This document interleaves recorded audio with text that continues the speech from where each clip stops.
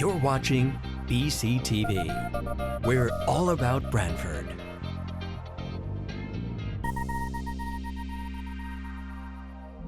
You're watching BCTV, Branford Government Television, a service of Branford Community Television. This program is brought to you in part through the support of the town of Branford.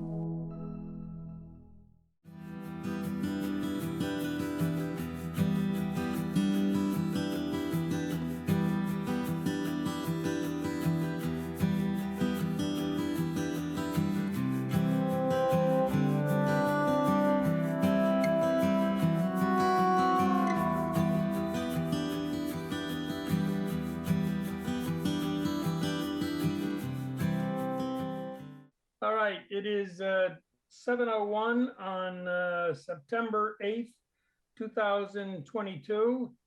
My name is Peter Basserman. I am chairman of Branford's Inland Wetland Commission. We are having a regular meeting this evening via Zoom. Please mute your device if you are not speaking, which will help with any background noise, etc. during the meeting. BCTV is recording this evening. It's available on your public access TVs channels. Let's see. Anything else this evening? Any changes to the agenda we'll deal with? All right, I'm going to call the meeting to order. We'll start with a roll call. Melissa Papatonis.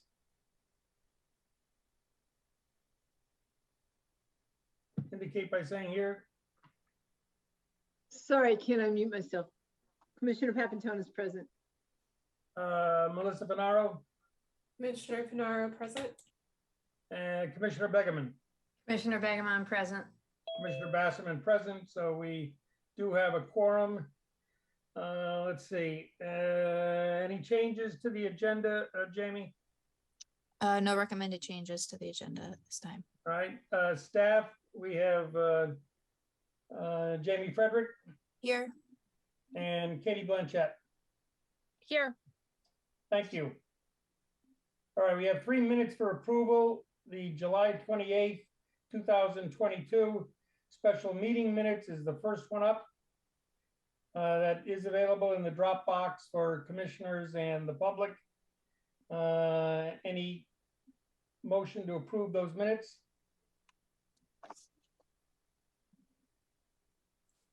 Commissioner Finaro, I'd like to make a motion to approve the minutes from July 28th, 2022 special meeting minutes. And is there a second? I'll second it. Any comments, changes to those minutes? All in favor indicate by saying aye. Aye. Aye. Any abstentions? Any noes? Okay. Next up, August 11th, we have a regular meeting minute, 2022. Again, any motion to approve those minutes? Commissioner Papantonis, I'll make a motion to approve the minutes. Okay, we had a motion. Is there a second? Again, I'll move it on a second motion. Any further discussion?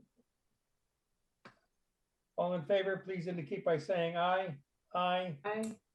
Aye. I hear more. Any abstention? I'll abstain. Begeman. Commissioner Begeman. Abstention. Anybody declining? Okay, last up, September 7th. We had a special meeting last night of a site walk, short and sweet. Motion to approve. Commissioner Finaro, I'd like to make a motion to approve the site walk from September 7th, 2022. And hopefully there's a second out there. Commissioner Papantonis, second.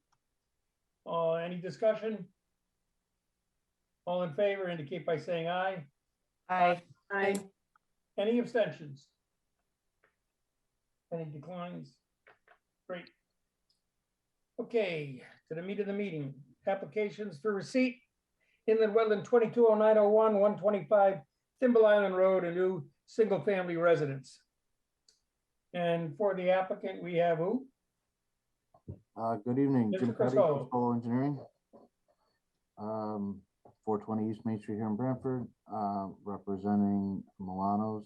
We were in a few months ago with a lot split for this, and we had a site walk, and we got the lot approved. We are now back with basically the same plan, but with an actual house plan. I will share the screen just to kind of, I'm trying to be quick because I know this is for receipt. So this is the two lots. One is here with the existing house, and then this was the other one with the driveway through the easement along the railroad property. House basically in the same location. We actually moved it east slightly because there's a deck and we had to stay 25 feet off of that tidal wetland. But basically in the same location, same septic system location. And the same program with the utility, the water and the electric going through that high ground berm area that is actually between the two inland wetland and the tidal wetland that we walked when we were out there. So now they have a house plan. This is looking from the water side, and this is looking from the west, I believe. But as you can see, they're kind of have designed it to built into that slope that's there. This would be from the driveway side, and then from the other side coming down again, built into the slope.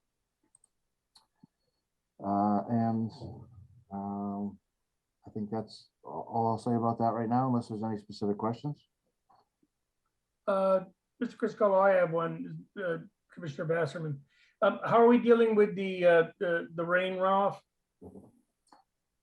So we'll have to detail that a little for you, but because there's so much rock around here, we're gonna be getting creative with sort of creating some plunge pool in the rock area. There's not really the area that we have for soil really is being used for septic system, and we can't inundate that. But when we come back, we'll have it detailed out for you.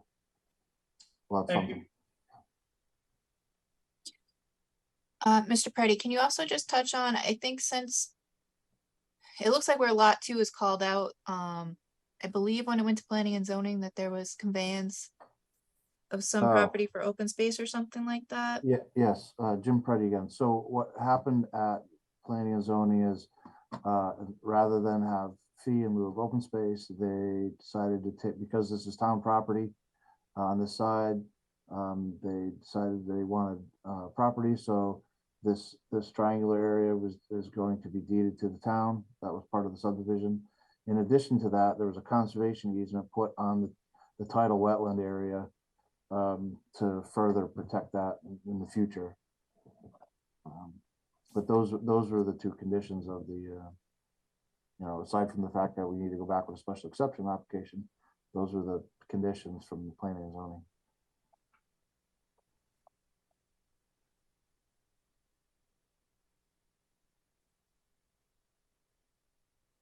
Any other questions from the commission for Mr. Preddy? This Commissioner Papantonis says this came up with another property. The conservation easement will be held by whom? I believe it's to the town. Okay. The easement is in favor of the town, Branford. Just making sure.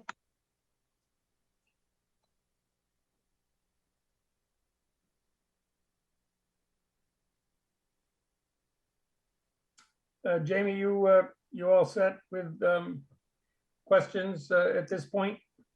Yeah, I'll take a closer look at the site plans and reach out if I have any additional questions that weren't raised at the meeting. I haven't had a chance to really look at it too much yet. Yep. Okay. Thank you. Okay, thank you. Next up, Inland Wetland 220902, 36 Ramblewood Drive. This is for an in-ground pool. Correct. Edwin Nichols here, the owner.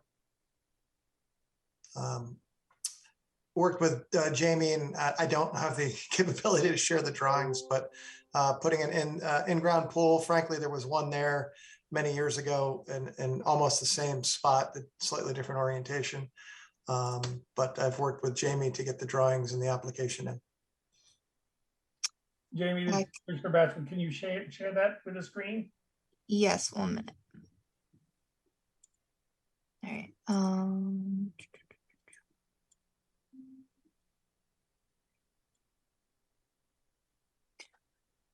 I'll actually backtrack real quick and just go to a GIS map. So this is kind of zoomed in. You don't see the whole property in this subject GIS map, but this is the property, 36 Bramblewood, the house, the driveway, shed proposed to be removed as part of the project. And then we have offsite wetlands delineated to the north, and then there appears to be, based on the information in our GIS, a watercourse that runs through the property.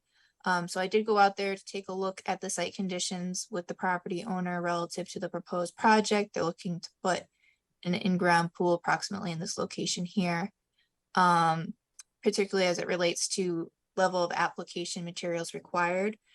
So I will now jump over to the site plan. Again, here you can see the house and the driveway.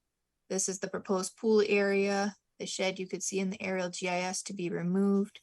There is a bit of a landscaped area right here that they're looking to keep some of it and I think relocate some of the plantings. And then there's a large existing beech tree that they're proposing to keep. It is a flat site, and the beech tree is a high point between the proposed activity and the wetland resources, which are located in the northwest corner of the site. I think that this, based off of past practice, is something that can be reviewed administratively with the assumption of where I believe the limits of the wetland to be. I did not do any field testing. I'm not a soil scientist, but I do think that the wetland limits are pretty close to where the watercourse area would be. I'll jump over and show some pictures of the site. So this is the house and the driveway and that landscaped area I was talking about. They're looking to access for the pool off of the driveway through here. Again, picture of that landscaped area. And then the landscaped area is just off the picture to the left. This is the shed they're looking to remove. This is the rock outcrop area near the backside of where they're proposing to put the patio. And you can just barely see the beech tree off of the edge here too that they're looking to keep. So you can kind of see in the picture that this area is higher than where they're looking to put the pool. Again, a picture of the beech tree. And then in the back at the edge of the lawn is where I believe the wetland area is. This is looking, if you look very closely in this photo, you can see a little bit of a rock wall with a gap in it. And that's where I believe the wetland from the north property continues onto the subject property. And then kind of looking, I think the wetland limits is approximately in this area here, but I didn't do any test bits or anything. But it didn't look like the lawn was likely wetland area. And then looking here, you can see the wetland area / water course going towards the street, looking south, and it is piped at that point. So the question I have for the commission is, are you okay with this being approved or reviewed administratively? And are you okay with waiving the wetland delineation, or would you like to see the wetland delineation to confirm the location of any on-site wetlands? And then if it aligns with where I believe it to be, that it would be okay for agent review? Or do you think that a formal site plan and a formal wetland delineation should be submitted as part of the application? Commissioner Basserman, first of all, the old pool, was it a above ground or in ground pool? It was an in-ground pool. It was roughly a 90-degree orientation to that. Yeah, no, I understand. So when they eliminated the pool, what was they filled it?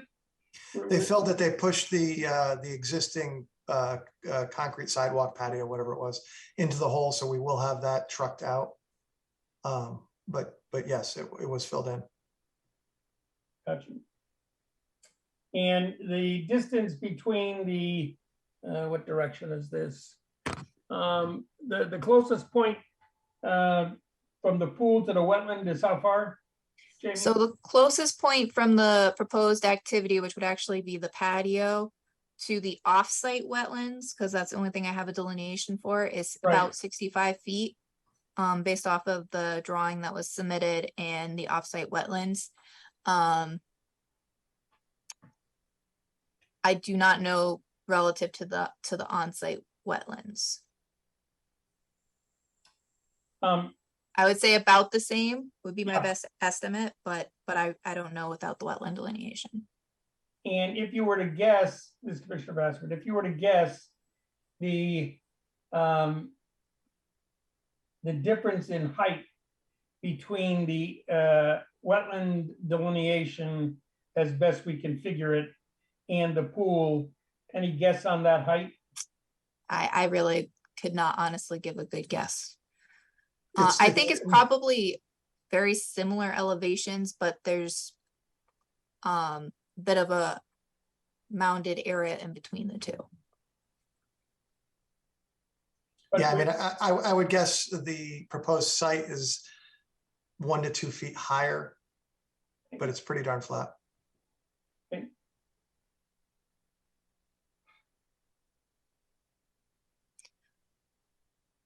Any other questions for the commission? So is the commission okay with this being done administratively, and or does the commission think I should have them do a wetland delineation and then make a decision, a judgment call based off of that wetland delineation?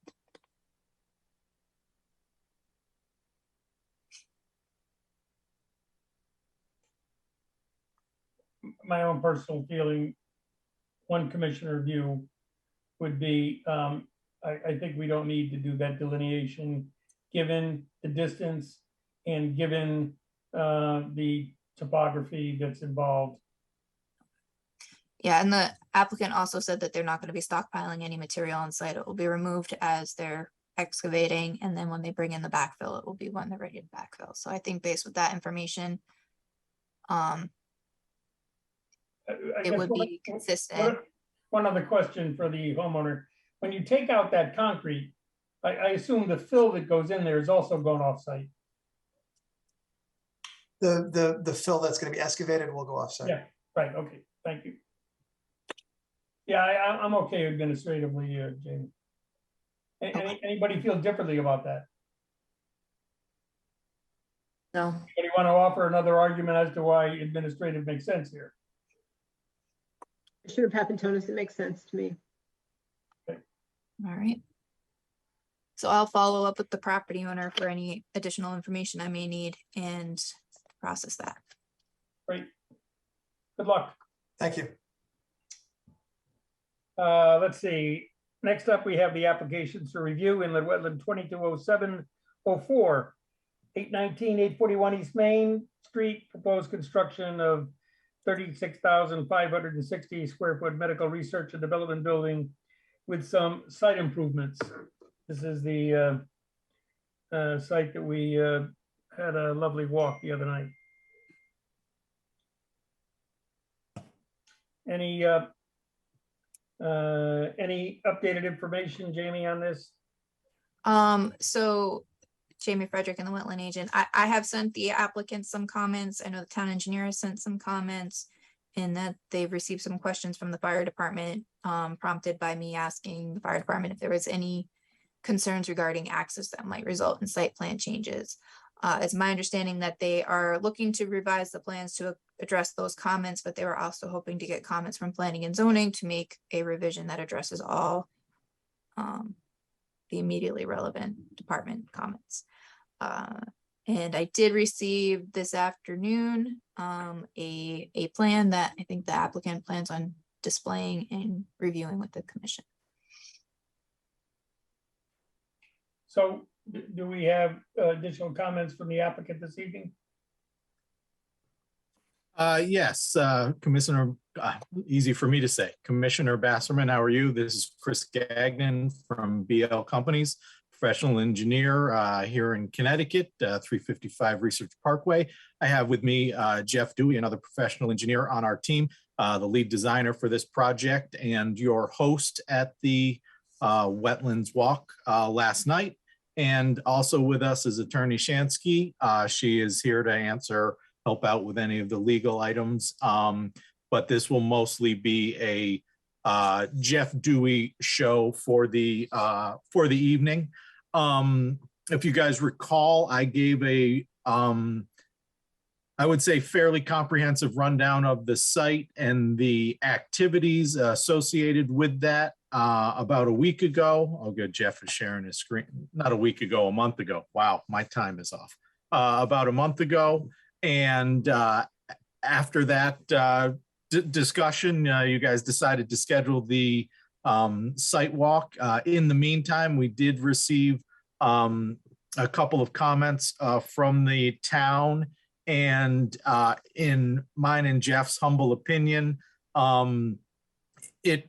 the comments would have minimal to zero impact to this portion of the application, except for one comment related to the slope of the grades that Jeff will get into in a second, which is the exhibit that we sent over to Jamie. And the other important comment that I think we just wanted to discuss with you today was the fact that the town engineer and the town engineer did not want to see any truck traffic coming up to the property using Goldsmith Road. I think all of you who went on the site walk yesterday would probably agree that that is not the best plan of action. So the one potential site plan revision that we have in front of us that would make any sort of consequential change to the site plan is that the truck traffic will be coming in off of Route 1. So what does that change to the plans, you may ask? Well, we're going to make sure we have the appropriate pavement section to handle the truck traffic. And then which is shown by the that dotted hatch there, the heavy duty pavement that we have. And then the other change, Jeff, we just pan up to show the driveway at there. So right now we are showing a 30-foot wide drive, no, down to Goldsmith. I'm sorry, that was not articulated properly. We're showing a 30-foot width drive to accommodate the trucks there. If that just becomes a vehicle access, that width can be reduced to 24 feet, and we would reduce it on the side adjacent to the wetlands. So it would just pull everything away from there. So if that change gets implemented, it's just a, it just betters the situation as far as you folks were concerned. So I just wanted to discuss those two items. As I said, we went through this project pretty thoroughly during the acceptance hearing, but I'd be more than happy to give an additional rundown, but I also don't want to repeat myself with information that you folks are already aware of. If there's new commission members here today, I'd be happy to do that. But Commissioner Basserman, I was gonna just take your lead there on how detailed of a site plan review you wanted us to get into at this exact moment. Commissioner Basserman, I guess before we proceed with that, I'm a little confused. I thought the comment you started with was truck traffic off of Goldsmith was not a good idea, and we were going to do that access off Route 1, and yet we talked about a 30-foot driveway off Goldsmith. So I'm sure I misunderstood what you were trying to get across, Mr. Gannon. Of course. So originally, we have proposed the truck traffic off of Goldsmith. We all agree, the applicant agrees, the town agrees, that's not a good idea. To accommodate the truck traffic, we're proposing a 30-foot wide driveway at this exact moment. However, since we are no longer going to be having truck traffic using this entrance could get reduced to a 24-foot wide entrance with the final plan set, which in my opinion would be a benefit in terms of how close we are to the resource area with this activity. So all I'm saying is that if the trucks don't use that access, it can be a skinnier driveway than originally proposed. And so what, I guess my ignorance is that when you reduce it from 30 to 24 feet, that precludes trucks? It doesn't preclude, I understand what you're saying. The width of the driveway is not necessarily what prohibits the trucks from using it, but if we did have trucks using it, the 30-foot wide driveway helps make it work. It will be signage and education of the delivery folks that indicate how the trucks should enter the site. But I understand what you're saying. The 24-foot wide, 30-foot wide is necessary if trucks were using it. 24-foot wide doesn't necessarily preclude the trucks from using it, but if only passenger vehicles are using it, you only need a 24-foot wide width. Thank you for the clarification. I guess given the fact that you said that the changes that were already discussed had minimal impact, the driveway being the exception to that, everything else you're telling me is the same as what was presented the last time you were here? No, we have one more change that I'll have Jeff, if you can show up the exhibit plan. So at the original design, I mistakenly laid out the site using a 2-to-1 side slope coming off the grades. We did work with the geotechnical engineer. They were okay with quote unquote certifying that 2-to-1, but we understand that that's not what the town would like to see, the town engineer, or I think your commission. So we would like to revise that to a 3-to-1 slope to comply with that part of the regulations. And in revising to a 3-to-1 slope, what this does is it adds about 1,828 square feet of activities within the upland review area. So that's the other change based on the review comments that we got. So I just wanted, that was the second thing on my list to discuss. This Commissioner Bassman, did that change any of the hydrological factors? No, sir. It had no changes to the impervious area or any of the other calculations. It's just taken a 2-to-1 slope. We had to chase it just a couple feet further by making it a 3-to-1, if you know what I mean by chasing it down the hill. Oh, okay, can you, Commissioner Bassman, can you put back the screen that you had prior to this one?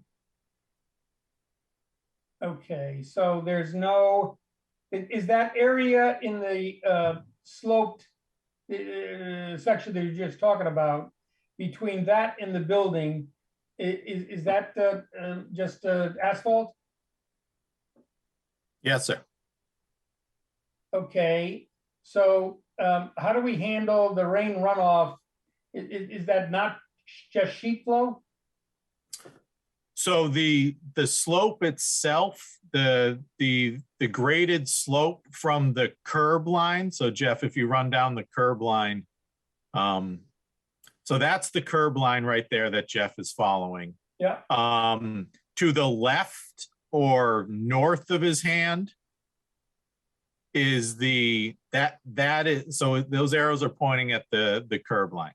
To the left of that is the asphalt for the to get access to the loading area. That is an impervious area.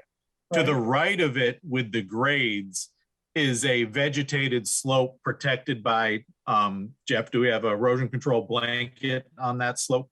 So it's a vegetated slope that would drain directly to the wetlands, and any of the impervious area is collected in the catch basins and pipes that you can see, sent to pre-treatment and then an underground chamber, and then is discharged right by the driveway right there. So any of the vegetated areas, they drain directly to the wetland.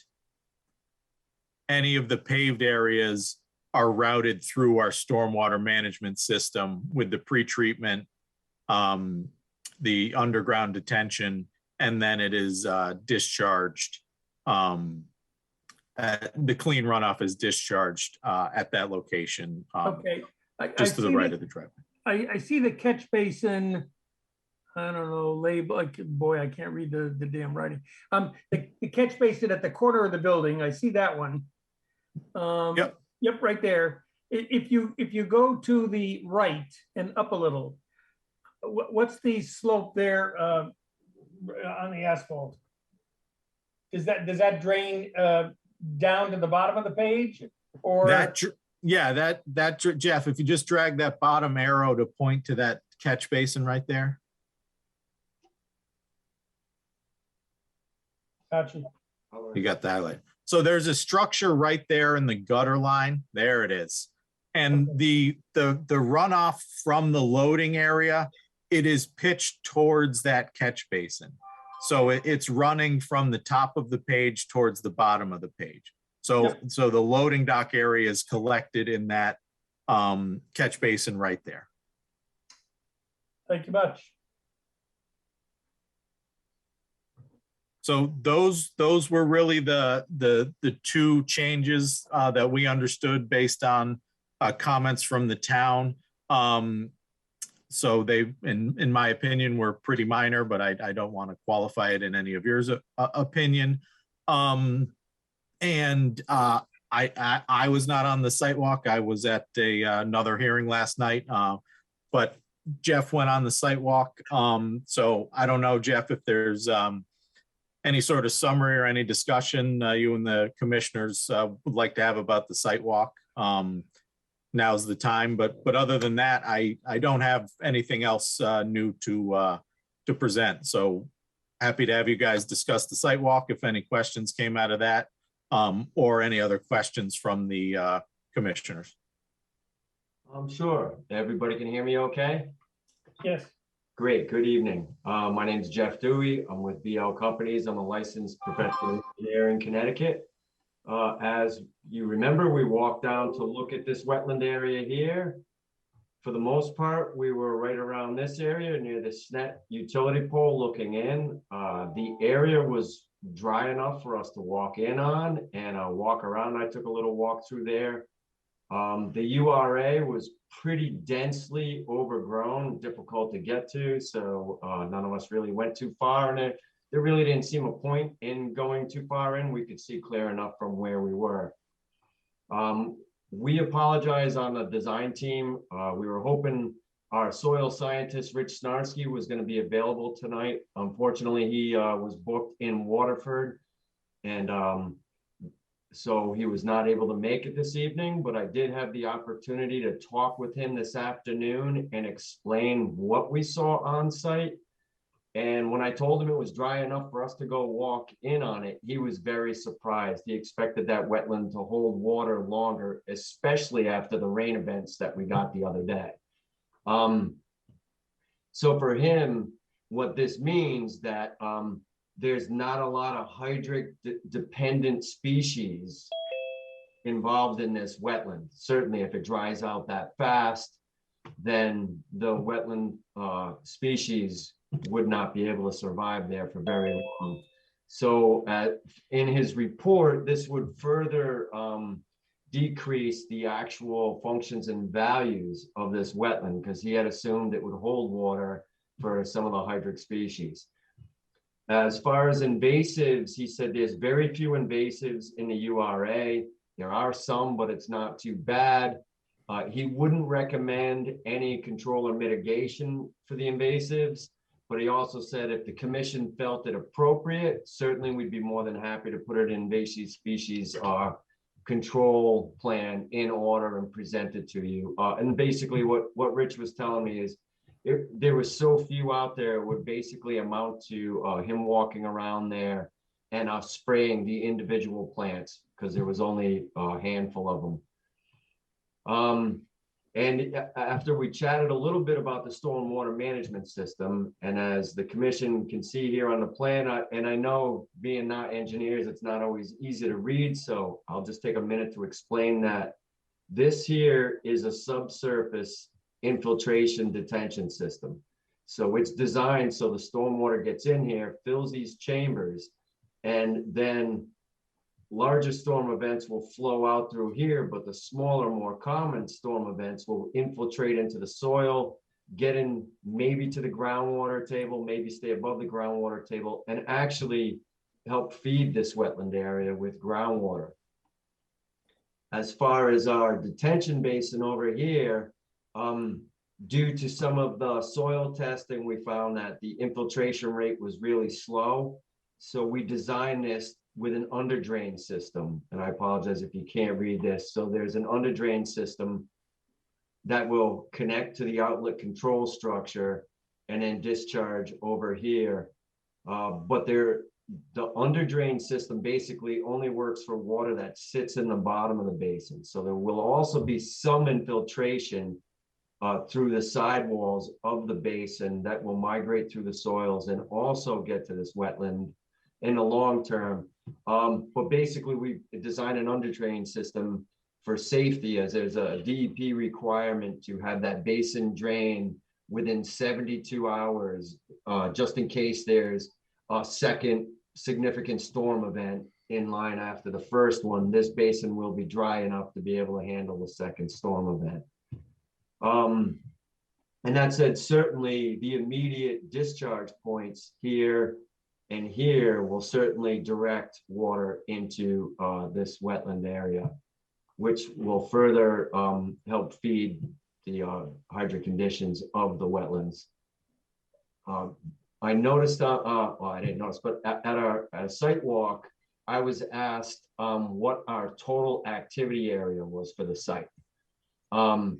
So I wanted to report to you this evening that the activity area as defined by the limited disturbance line here, the LOD, the dark line, which actually includes this, which is not site area, but it's close enough. I mean, that's a small area. The activity area total is 4.4 acres. And what that amounts to is roughly about 64% of the site area that is in the town of Branford. It's substantially less. It's 47% of the total parcel, but we're here in Branford, so we're talking about how much of the Branford parcel it takes.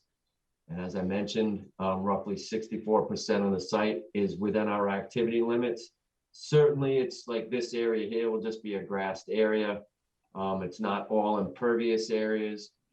We're proposing for impervious areas, 67,400 square feet of pavement and parking lot area. The building obviously is 36,560 square feet. And then we have another 7,900 square feet of miscellaneous sidewalks, areas, and a patio area here. So our total impervious area for the site comes out to be about 112,000 square feet, or around 2.6 acres. Or in another way to put it, and I know I'm going with too many numbers, so I'll stop here, is 37.3% of the Branford parcel, not the total parcel. So roughly 37% of the site will be impervious areas. Our stormwater management system, the subsurface system here, our detention basin here, the incorporation of hydrodynamic separators. Let me just find a call out so you know I'm not kidding. Is right here. I apologize. that would be a Vortechnic device.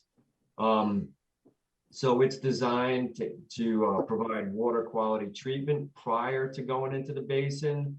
We have a sediment forebay sized as per DEP requirements. Even though we also have water quality treated here, we're also incorporating a sediment forebay just in case there's additional sediments that are not directed into the Vortechnics and get into the basin. And then certainly the basin is designed to hold the water quality volume prior to discharge. Again, we have a slow infiltration rate, so we incorporated an under drain system, and the discharge point is proposed to be right here. And we show a riprap scour hole to prevent any erosive discharge rates. For informational purposes with regard to the two detention systems, the average reduction in the peak runoff for the 2, 10, 25, and 100-year storm events that we analyzed, the average reduction in peak flow is 8.5%. So we are reducing the peak rate of runoff for all the storms that we assessed. Can I ask a question regarding that?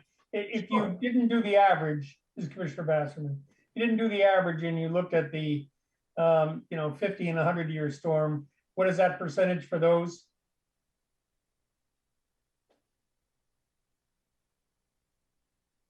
So we don't include the 50-year in the That's all right. That's right. but you can see, so for the 100-year, we have a 9% reduction from 27.7 to 25.2. And this analysis, this is overall, this is for the entire site. Mm-hmm.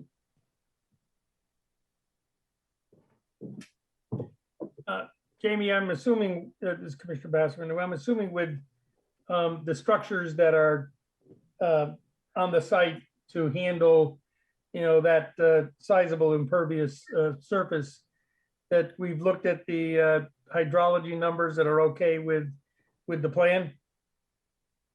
Jamie Frederick and the wetland agent. I did have town engineer take a look at the plans in the stormwater report. I don't know how much he dived into the actual calculations, but Right. he took a look at the summaries and some of the information, and he was okay with the information. Okay.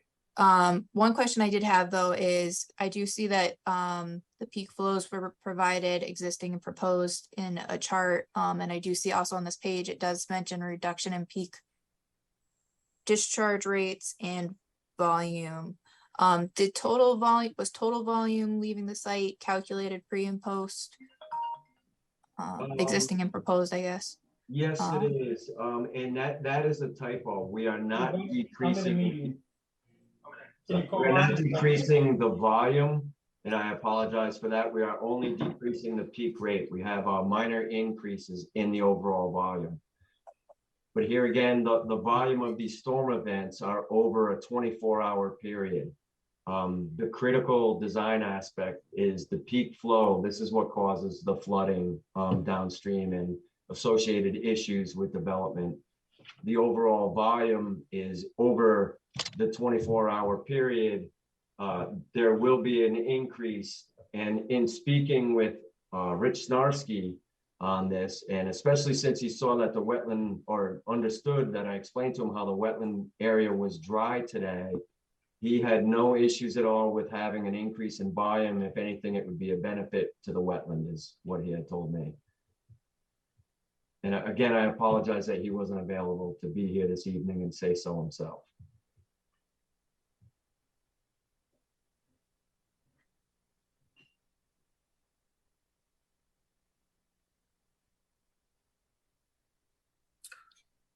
Thanks, Jeff. That was a good summary of the stormwater activity and good responding to the couple of questions that were raised at the site walk. So with that, I'd be more than happy to answer any questions that the commissioners may have, but I think that just about sums up our presentation for you folks. This is Commissioner Basserman. And one additional question, I guess, last night at the site walk, given the size of the area that we're talking about, my understanding is that there was not a tree survey done for this site. No, sir. Is that something that we can entertain quickly to make sure that if there are some sizable trees, that we understand what's going to happen to them? And if there's some, specialty trees that may help to preserve, it would be nice to know that before the bulldozers hit. Understood, sir. What is the timing? What is your desired timing for that? Is that a wetland commission timing? Is that a condition of approval timing, planning and zoning timing? What is your feeling there? From my standpoint, it would be a condition of approval for the wetland application permit. Happy to comply with that. Thank you.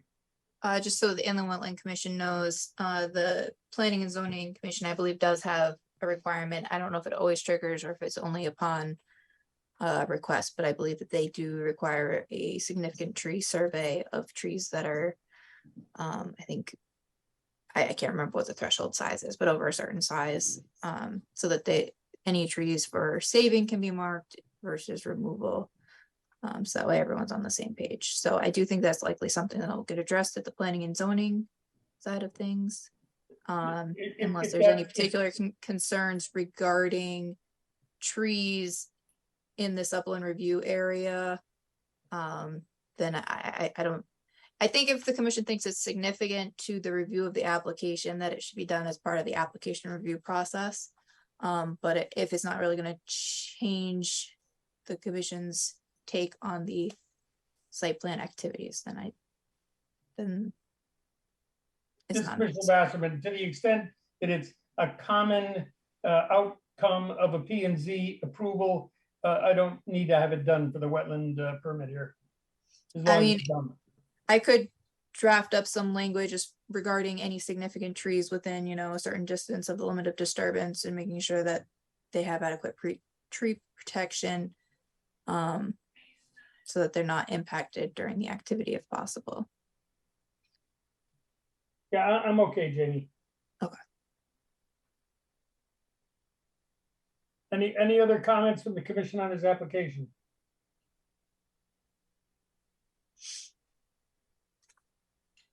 Is there any document that you have, Jamie, for us to review? I do not have a document prepared because I am looking for a couple of modifications to the site plan. And it's my understanding that they're looking to make those some modifications. So I think it's important that the commission review all those changes. In addition to the items that were discussed this evening, that I had a little bit of confusion regarding a couple minor grading points. And I also wanted to see more information on the erosion controls / narrative regarding the temporary activity in the roadway for the utility connections, given that that's very close to an off-site wetland area across the street. So they're pretty minor things, but I think those things should be addressed. Also, I still need to connect with the applicant on the fee. I think that they're owed a refund. However, they should also recalculate the fee with any additional disturbance based off of the additional activity associated with any grading changes. So I'm not sure how that will calculate out. But so we want to continue this.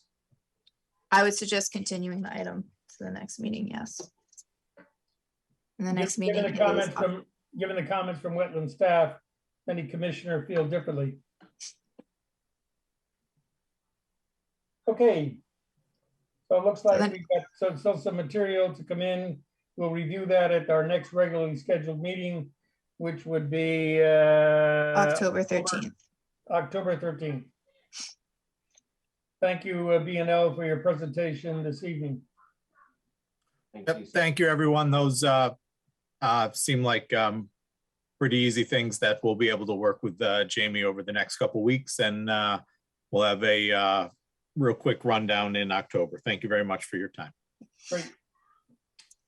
Next up, Inland Wetland 220705, 175 Cherry Hill Road, 11 lot subdivision, includes houses, driveway, stormwater management, and the roadway. Good evening. For the record, my name is Christopher Giuliano. I'm a licensed land surveyor and professional engineer with the firm of Giuliano Associates. I maintain an office at 405 Main Street in Yalesville, Connecticut. At last month's meeting, I gave you a pretty brief rundown of the proposed project. I'm going to go through that in just a tiny bit more detail because I don't want to take up too much of your time. So without further ado, I'm going to share my screen and run through the 3 drawings that I want to talk about. So the first sheet is our property and topographic survey. So for orientation purposes, north is to the right of the page, south the left, west the top, and east the bottom. Cherry Hill Road is up in the southwest corner in this location here. And then Autumn Ridge is along the northeast border, located in this part of the page. So the property is 12.4 acres, and it is located to the northeast of the terminus of the paved portion of Cherry Hill Road, which is right here at this location. The remaining portion of Cherry Hill Road, which continues beyond our property, is unpaved and inaccessible. The property also has access to Autumn Ridge Road through a 50-foot right-of-way that was deeded to the town as part of the road system for the Autumn Ridge Road subdivision. We will be using that as part of our plan, and I'll get into that in a little bit more detail. But the property slopes from the rear of the Autumn Ridge Road lots. Basically, the high point is right around these lots, which is 16, 18, and 20 Autumn Ridge. And it basically slopes to the west towards the unimproved portion of Cherry Hill Road and property owned by the Regional Water Authority. And it also slopes to the south, which is over here to one of our abutting neighbors. There are no wetlands on the property, but we do have 3 off-site wetland areas associated with some ponds. We have one right here, the second, and the third. So they're on 2 of our abutting properties. But with the proximity to the boundary, we are impacted with the 100-foot upland review area, which is located right here. So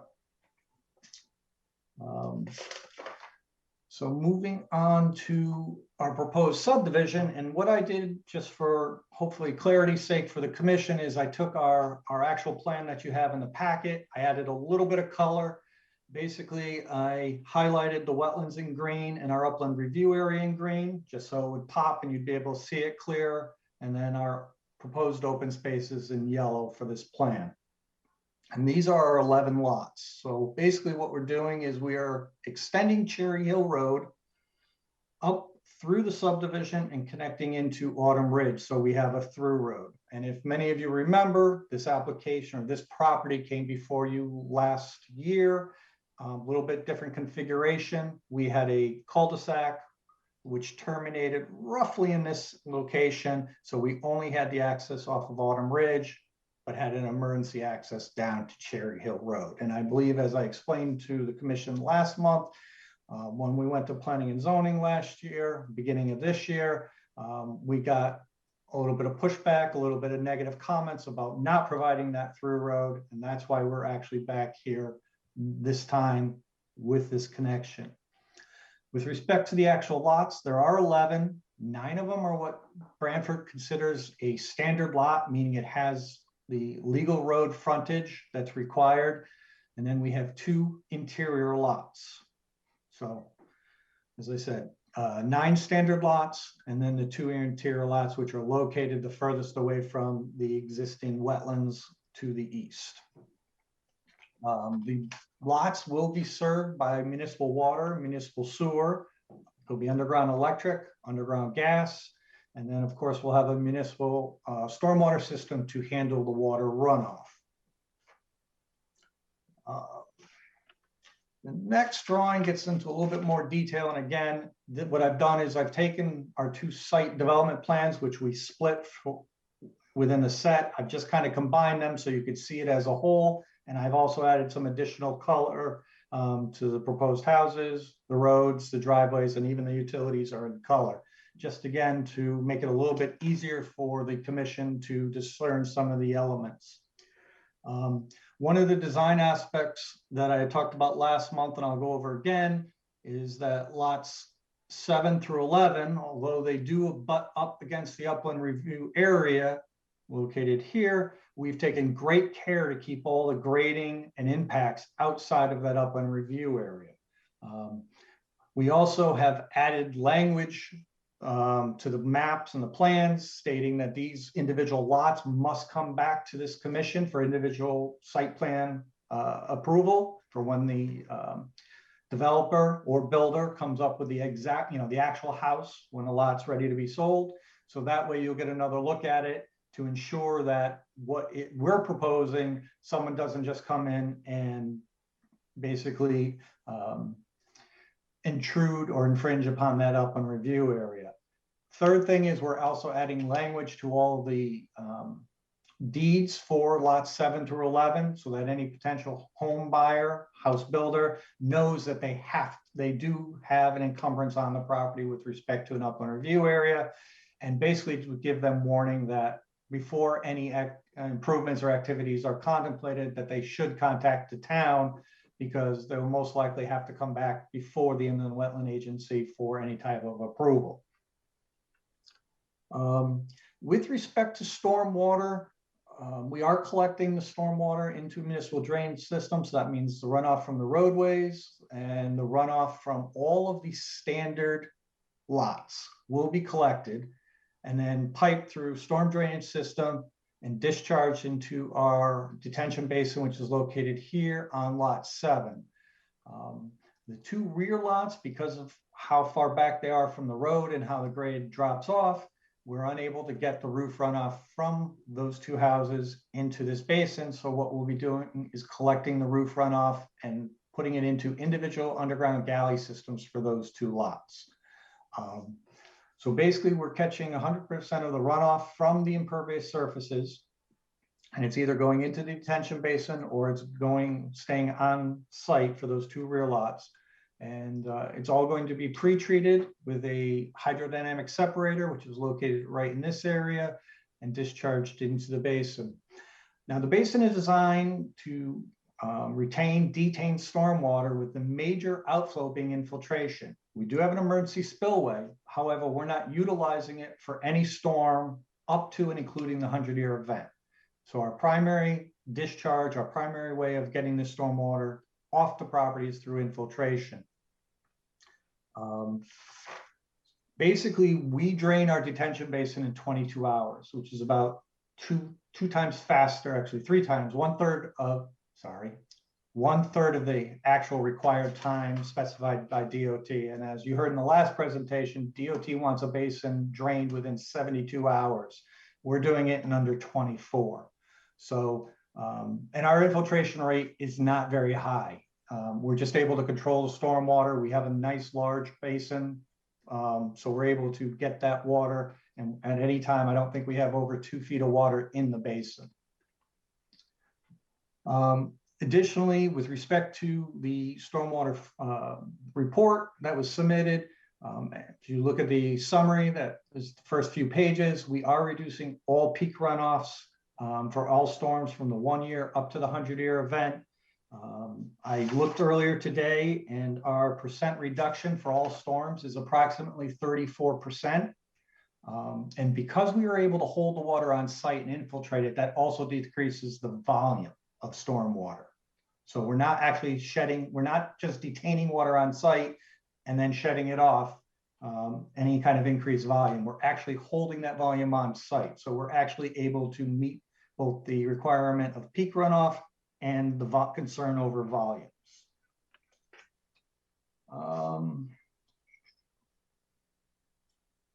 This is Commissioner Basserman. Question: is the difference between what we're looking at here on this screen and what we had previously? Previously, there was only one access point. Previous, The road didn't go all the way through? the prior application that this commission approved, I believe it was last November, December, but I could be wrong on the date. Yes, there was one main access off of Autumn Ridge, and it came down to a cul-de-sac, but we had an emergency access that went down to Cherry Hill. So for emergency purposes, we had two means of ingress and egress. But the main way in for any of the residents would have been off of Autumn Ridge Road. And at that application that we looked at previously, did we have houses indicated on that plan? Yes. Oh, yes. We had a site development plan, full site development plan with houses, grading, driveways, and drainage. In fact, in that previous plan, we had a second basin that was located up in this area. But with the reconfiguration and redesigning it, instead of pushing some of the stormwater to the west, I just chose to keep it all in one place because the majority of the runoff is going to that southwesterly corner of the property anyway. Right. Did the elimination of the cul-de-sac change the location of the houses 8, 9, 10, and 11? Yes, yes. The houses in the previous application, we actually had a band of open space behind these lots. So we had two sections of open space, one on the west side and one on the east side, if you recall. But because of having to eliminate the cul-de-sac and the required geometry of the subdivision regulations for proposed roads, we had no alternative but to kind of push this down closer to the offsite wetlands. And that's why when I started this presentation, and as I explained last month, we did our utmost to, even though we were getting closer with the actual houses and the development of yards, we made sure to keep all proposed grading and activities outside your upland review area. That's also why we agreed to additional language, both on the plans and to be put on the deeds. So we stayed out of that upland review area. We wanted to have the least amount of impact on the wetlands. Okay, Commissioner Basserman again.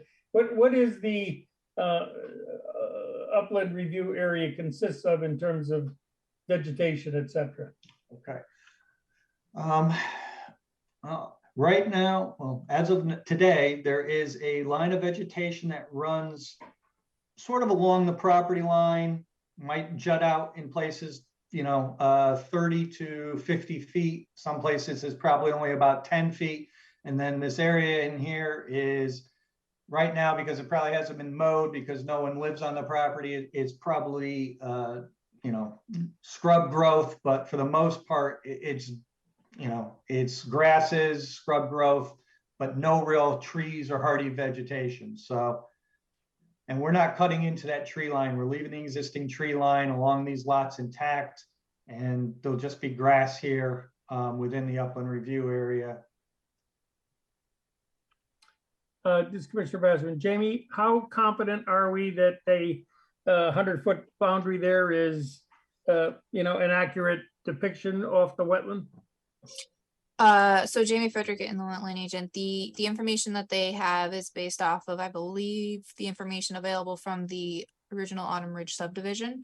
It's an offsite wetland, so they're not required to do a new wetland delineation. So it's the best representation we could really ask for. I think it's fairly accurate. I think the pond shapes are slightly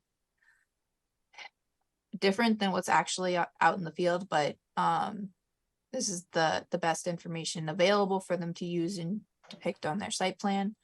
There are two additional offsite wetland areas. There's one on the east side of Autumn Ridge.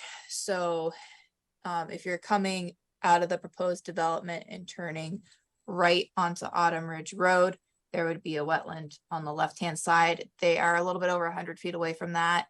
And they are proposing inlet protection in the catch basins on Autumn Ridge Road and an anti-tracking pad entering Autumn Ridge Road.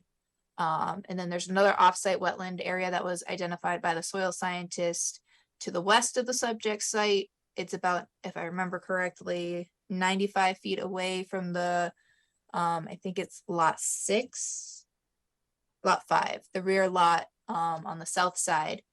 It's about 95 feet away from there. So I mean, there'd be like maybe a 5-foot upland review area in that corner possibly, but that offsite wetland was not delineated, so I don't know where it is.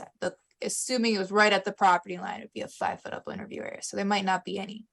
And then the other thing I wanted to point out that I don't think was mentioned is they have added signs to mark the limits of the properties relative to the open space property to help hopefully keep everyone aware of where their property lines are and prevent any encroachment, particularly as it might relate to that steep slope and any destabilization that might impact that offsite wetland. So not entirely sure if I answered your question. Well, yes and no, I guess. Given the fact that the elimination of that cul-de-sac, the road that now goes through, et cetera, so forth. I know even though we have looked at this site previously, that's a substantial change. And I'm wondering whether, given also a number of these houses are very close to the upland review area, there's work to be done there. You pointed out some additional offsite wetland. I'm not so concerned about the one near 5 or 6, but the one near the where the road a little bit. I'm wondering if a site walk would be germane before we move forward on this application. That is up to the commission. I know that some of the commissioners were out on this site about a year ago. We did do a site walk for the original application.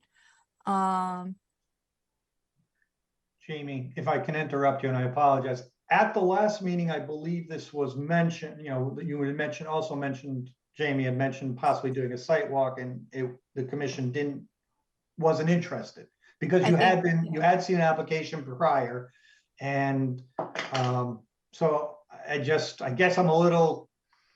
At the last meeting, it was brought up and it was discussed that there was previously a site walk, and the commission decided to just do a site walk for the previous application for East Main Street. So that assessment was made at the last meeting.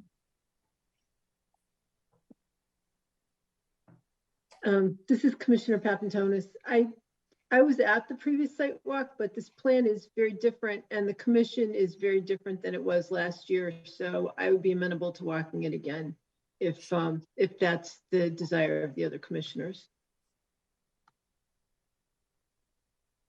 I guess it's Commissioner Bassman. I guess if the commissioners that were not on the prior site walk feel comfortable enough with the information that was presented this evening, as well as last month when this was discussed, I guess I can go along with that. If in fact, however, given the nature of what was presented, you feel a site walk would be important for you to make a decision, then we ought to move in that direction. Commissioner Begeman, I was on the sidewalk a year ago. I do not feel the need to go again. Commissioner Panaro. I'm okay with hearing from the commissioners who have been on the sidewalk and not going on it. Okay. Commissioner has spoken, no sidewalk. Thank you. I do have a question though. It's Commissioner Papantonis. So as I recall, when this came before the commission before, there was a question about the property to the west that you've delineated in yellow, because that's very close to the water company property, right? And there's a slope there.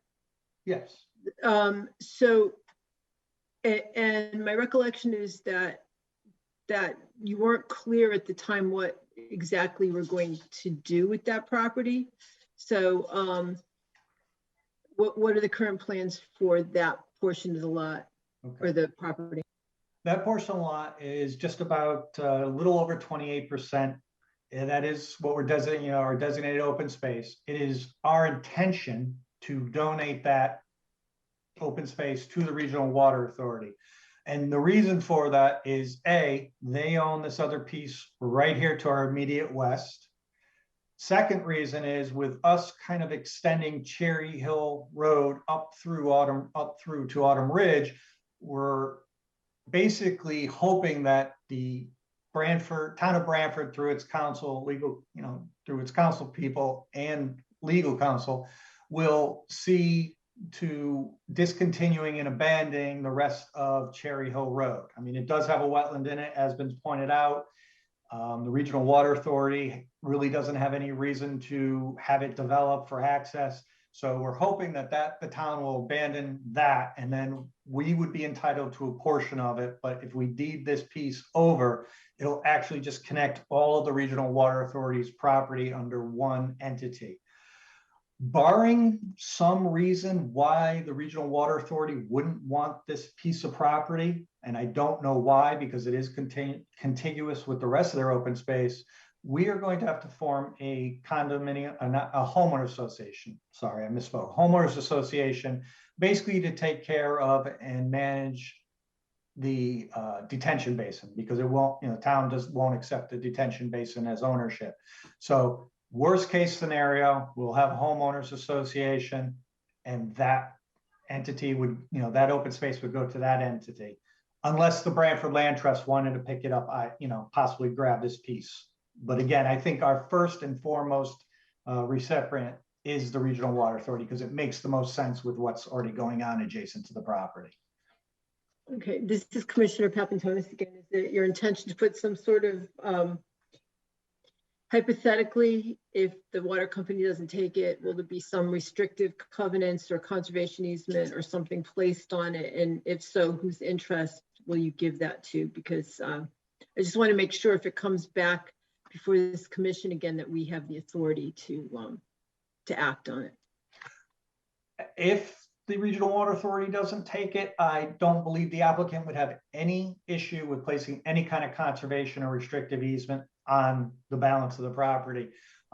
As Jamie had pointed out, we've already agreed to place signage basically at every property corner and in between every property corner, so that people know that it's open space and not to be touched.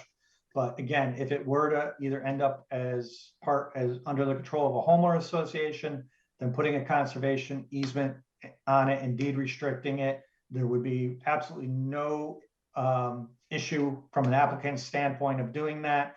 And that easement or that conservation restriction could be held by the town or any entity that the wetlands agent and planning and zoning department deem is appropriate. Again, we wouldn't object to that, and whichever entity that would go to, I believe we'd be fine with that.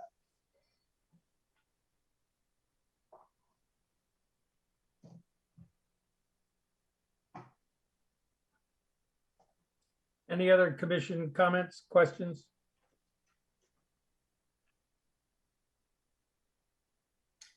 Jamie, how about you?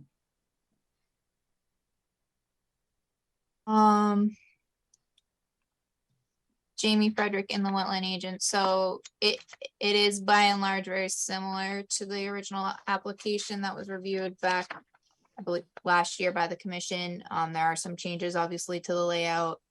Stormwater has been reviewed by the town engineer again. And I do have a staff report drafted with some possible conditions for the commission to consider. I did omit having a condition regarding I had thought of adding something, but I didn't. But I do think it would be a good idea for the commission, if they are ready to make a decision this evening, to also consider a condition regarding what Commissioner Papantonis was just discussing. And if the open space is to be privately owned by a homeowners association, to have a conservation deed restriction placed on that property, to just help clarify for all parties what is and isn't allowed on that parcel without permission from whoever they may need to get permission from. And that language could be reviewed and approved by the inland wetland agent and town council.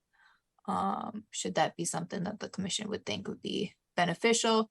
I do think that given the fact that it is a lot of steep slopes and it is above that offsite wetland and the Cherry Hill right of way, it would be appropriate for the commission to request, and it did sound like the applicant would be okay with that kind of condition. This is Commissioner Papantonis again.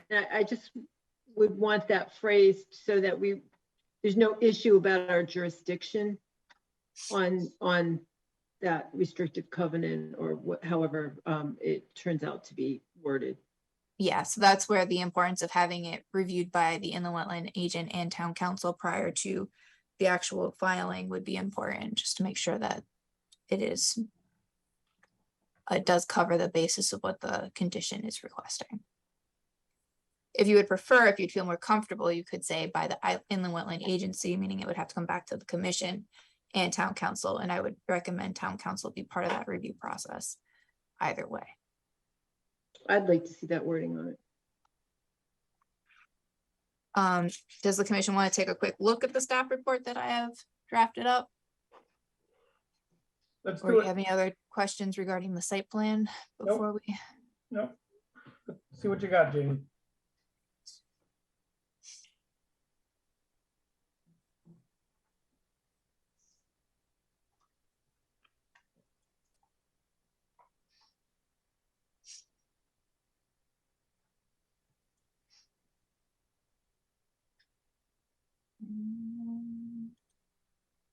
So as the first order of business, I would just like to also recap that the application submitted is a subdivision without regulated activity. As the applicant mentioned, all activity is greater than 100 feet from the wetlands and water courses.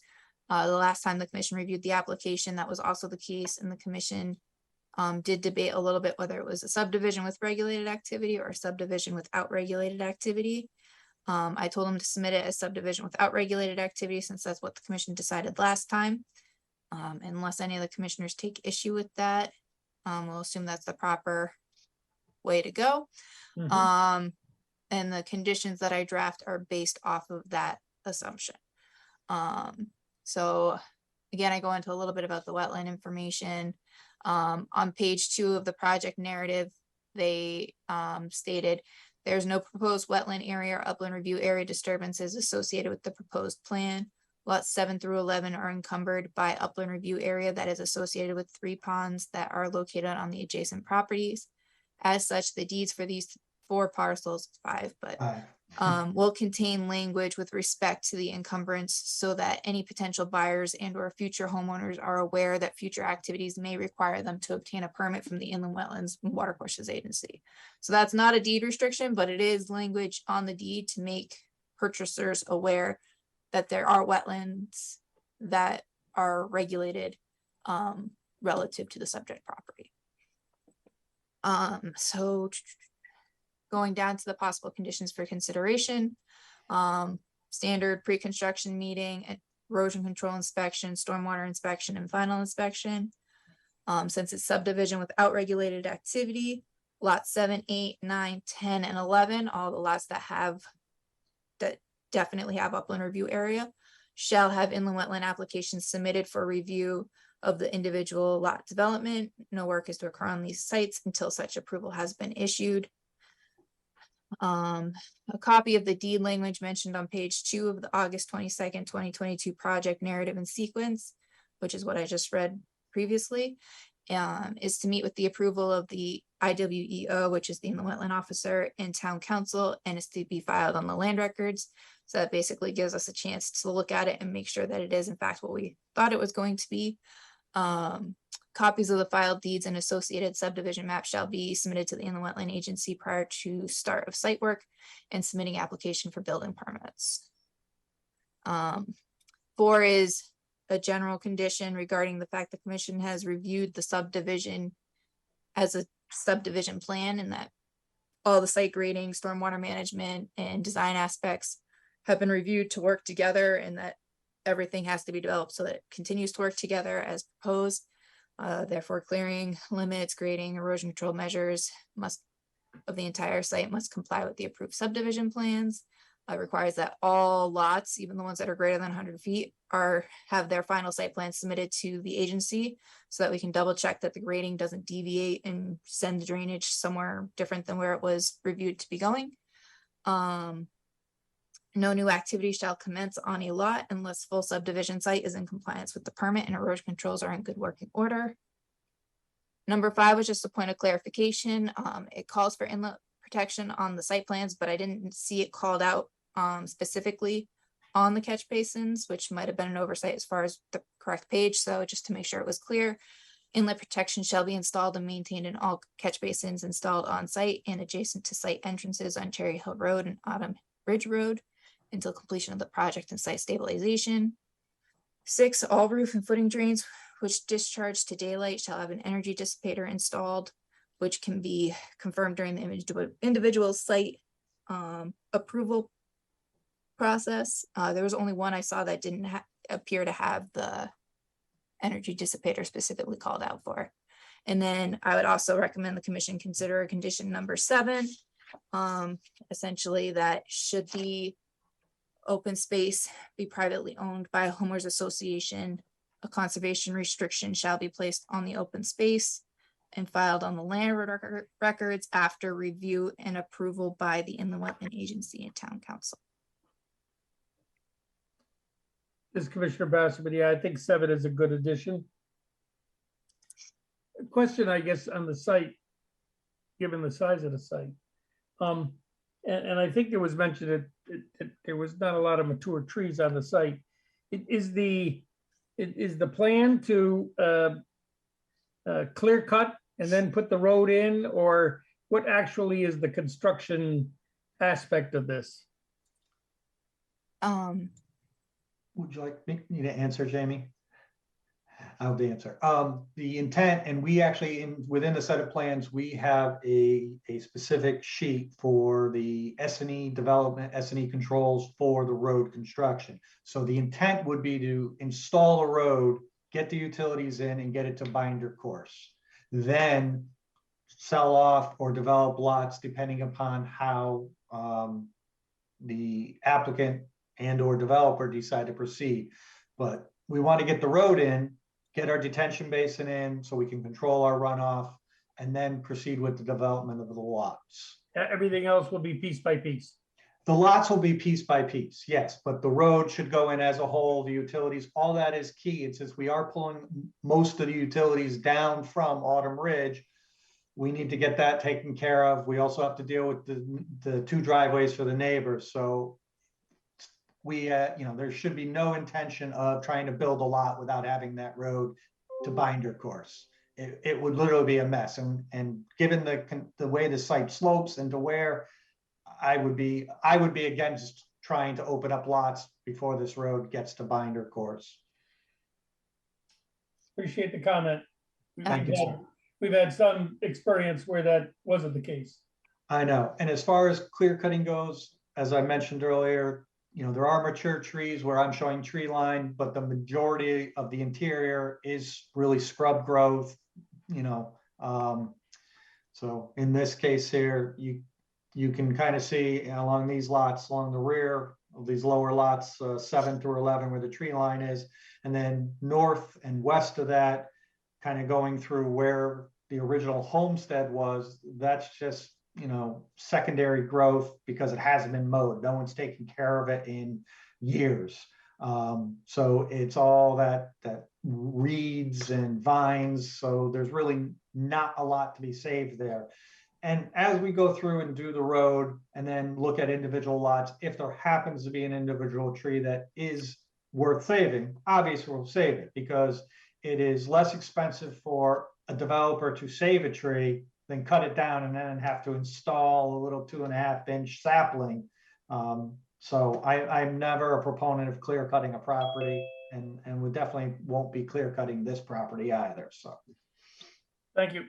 You're welcome, sir. So Jamie, you want to put that condition of approval up again? Sure. Oops, wrong one.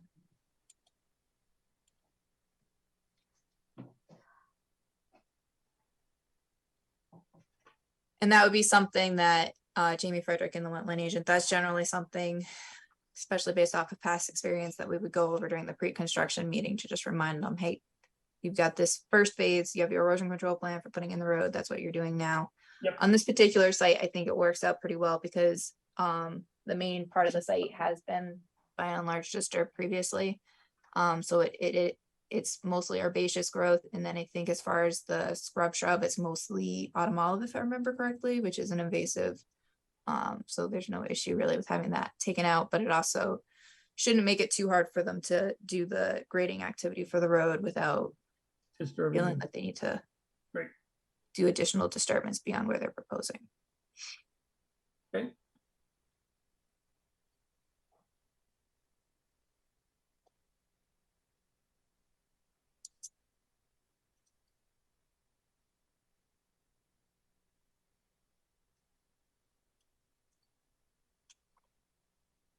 So this is actionable. However, the commission does have additional time before they have to act. So if the commission feels like they're ready, then I do have this drafted staff report. If commission has additional questions, comments, or wants staff to further revise the conditions prior to making a decision, a decision on the application is not required until October 14th, and the next meeting is October 13th. So right on. Maybe you didn't hear me. I said, could you put up the staff report? Oh, sorry. Can you not see it? No. It didn't. Okay. It didn't jump from one program to the other. Sorry about that. There we go. So just Commissioner Bassman, extending what staff just commented on. Does any commissioner feel that we need additional time on this application? Does any commissioner feel that 1 through 6, there would make any changes to the possible conditions of approval illustrated here as 1 through 6? We're also read into the record. I would just mention there was also the mention of a 7th condition Right. regarding Does any the open commissioner have space. issue with what was read as a potential number 7? This is Commissioner Papantonis. I think I would just, I would have that as a condition, no matter who gets that property, because you never know if the water company would sell it off at some point. So I'm a Jamie, belt and could you- suspenders person. Okay, to hopefully finish this condition of approval, could you read a proposed item 7 and take into account what Commissioner Papantonis just commented on?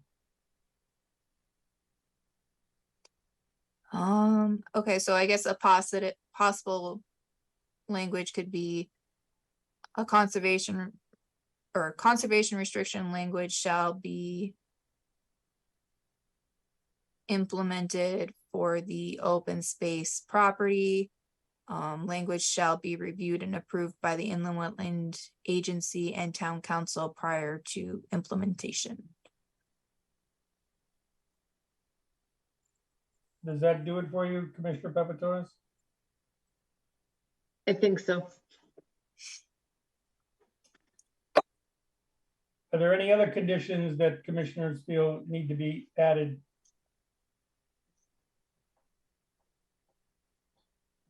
Does any commissioner feel the need to make a motion here?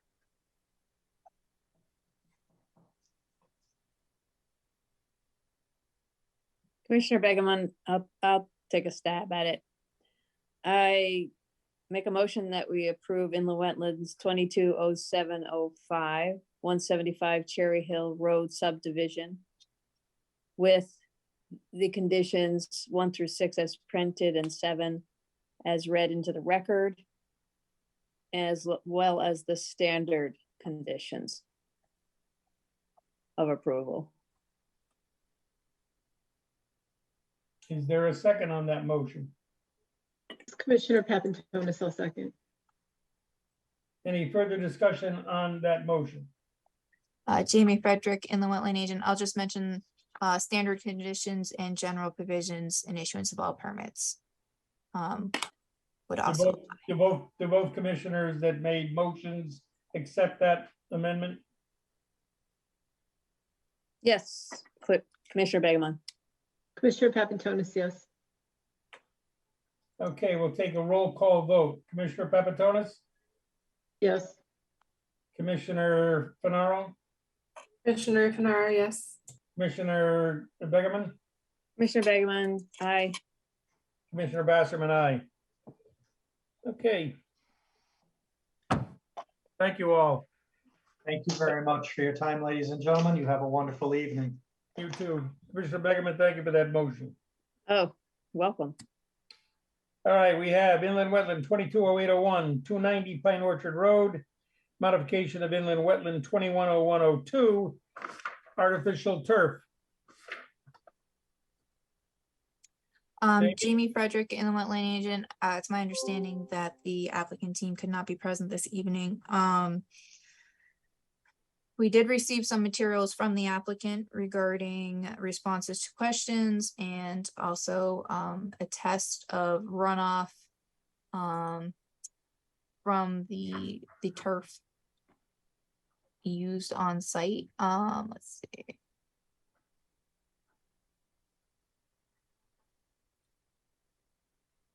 Let me see if I can open that up real quick.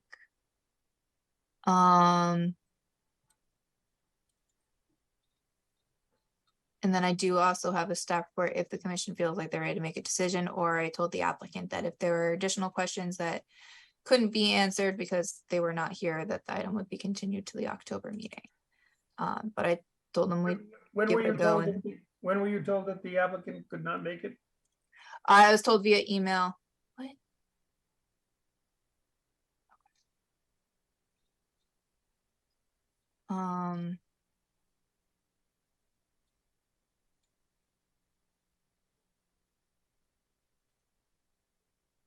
Sorry, I'm just trying to open these files and having some issues.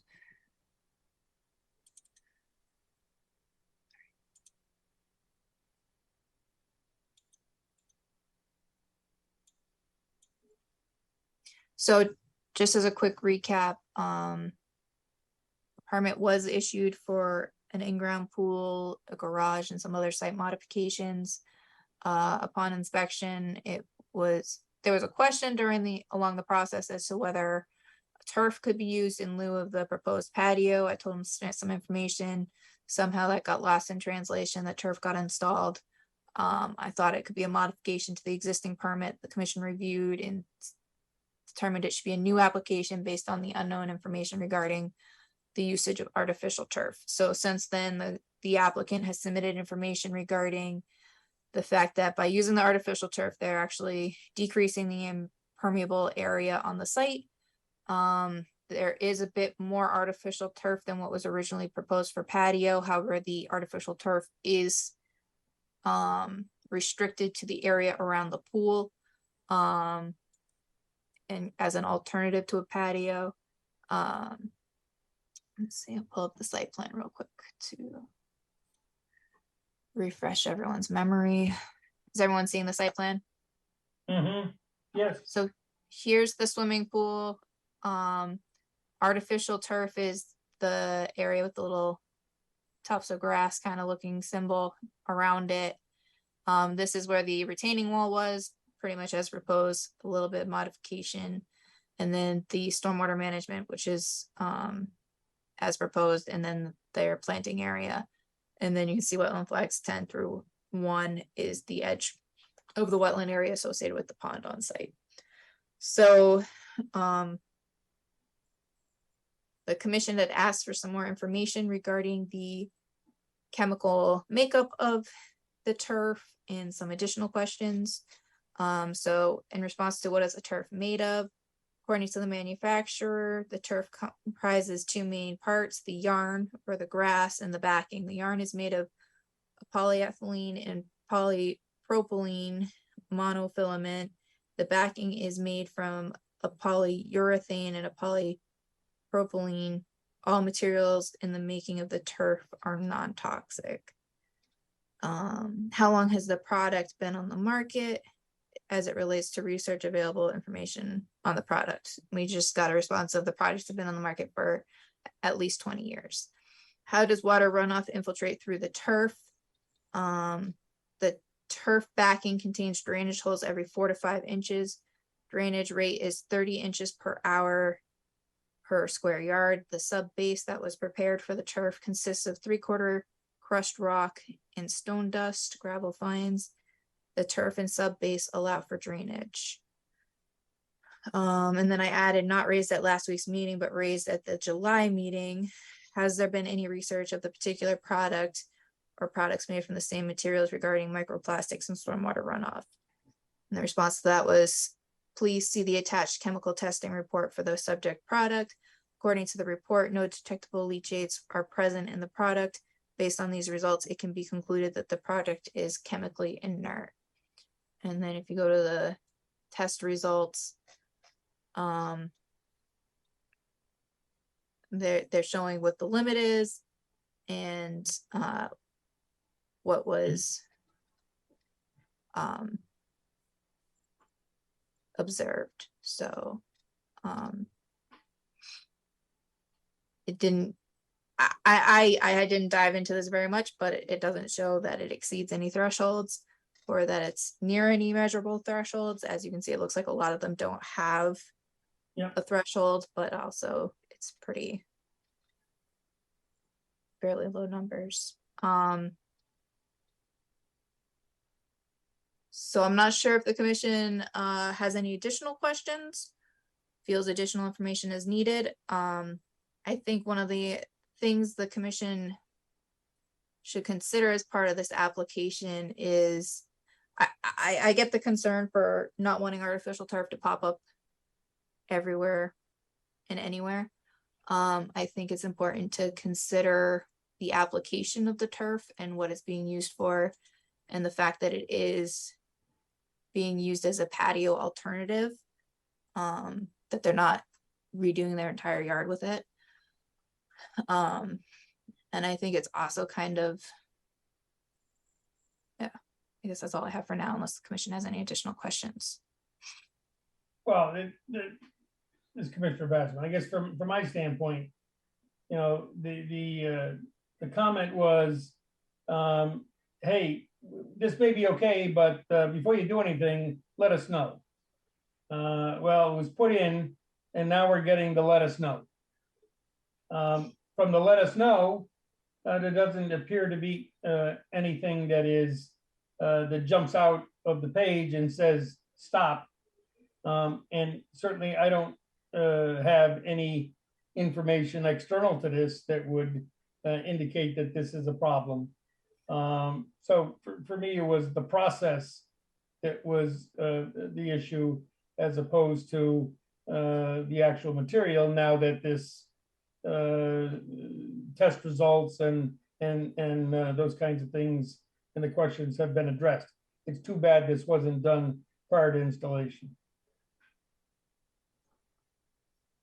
But I have no additional further questions, and it looks like it's, especially with the reduction in the area in this application, not a bad move.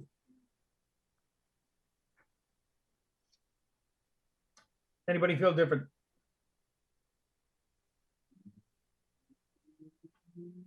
Want to vote? Trying to unmute myself. It's Commissioner Papantonis. Are we? Sorry. Isn't this an enforcement action? So are we able under the regs to change this to a new application? So there was a notice of violation sent, and the notice of violation directed that they either remove the turf and implement the approved site plan, or submit an application for an alternative that they would want to do, such as leaving the site as they did it. So they did submit this application in response to the notice of violation. So we do have a new application fee, application materials, and that's what we're reviewing right now.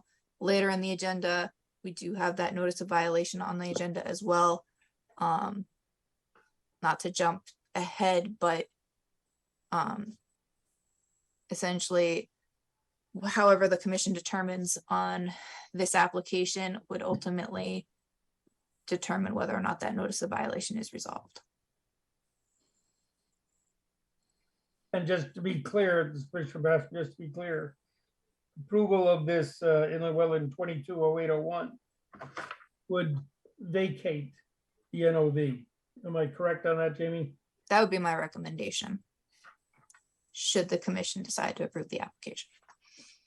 Okay, so Commissioner Papantonis, so I guess the question is, if this had been presented to us as a plan, would we have approved it?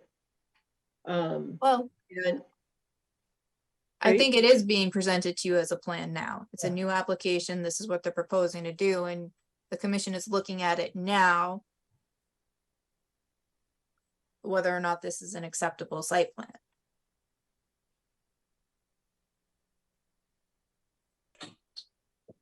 And the commission has to make their decision based on evidence and scientific facts of the case. They have submitted some, they've done some research on the material, and they've submitted more information on the drainage, which was very important from my perspective, because I've not seen artificial turf really installed in this region, particularly in this type of application. I know it's used for athletic fields, but so I was interested in seeing how that would work, how it would play in with the rest of the site. And I know there was concerns raised by, I believe, an abutting property owner regarding some of the leachate and microplastics, which the applicant tried to respond to. I'm not sure how much information there is on the market, or not on the market, but out there on artificial turf, particularly in these types of applications. I did try to reach out to the state to see if they had any guidance. I left a voicemail. I didn't get a call back. I wasn't really sure which department I should be talking with, and I didn't further pursue it. So I think the commission at this point has to look at whether or not this is something that's allowable per the regulations, and if what kind of concerns for the wetland do you have, and what would the basis for that concern be. And I think at this point, the only concern could be lack of information, but the commission also has to be sensitive to availability of information. I'm not sure that the product has been on the market long enough, and or the research has been around long enough to really address, say, like the microplastics question. And as you can see from the test results they submitted, a lot of these things, they don't have thresholds. So there's really nothing to say one way or the other. There's nothing here to say that it's problematic. Right. And you can't what if this thing. Exactly. You can't say, well, I'm not sure about it, so I don't like it. But I think the commission might want to, as part of this review, I think obviously making sure you've crossed your T's and dotted your I's, but also specifying, the fact that it's artificial turf in lieu of a stone patio. It's not, I want to artificial turf my entire yard. It's a specific application. You've received specific information on the turf being used. You've received specific information on the drainage underlay, that it's not going to impact the drainage management on site, that it actually decreases the impermeable area on the site. It will allow for more infiltration. I feel like I'm trying to sell this, and I'm not. Like, I certainly understand the concerns regarding artificial turf, but I also just want to make sure the commission is being mindful of the fact that any decision has to be based on facts. So this is Commissioner Papantonis. What would be a reasonable condition? I mean, would it be reasonable for us to to review this like 5 years out and make sure that it's still in satisfactory condition and not falling apart? So Jamie Frederick and the Wetland Agent, I think that, let's see, so the permit itself is valid for, I believe, 5 years 5 based years. off of Mhm. statutory permit durations likely. So I would recommend if the commission does want some sort of follow-up inspection, whether it be a visual inspection, a follow, like a water quality sample, I don't know. Maybe have that be at like the 3-year mark, just to make sure, so that if there's any issues that they might be able to be addressed. I'm not really sure. Beyond being informative to the commission, I'm not really sure what that would provide.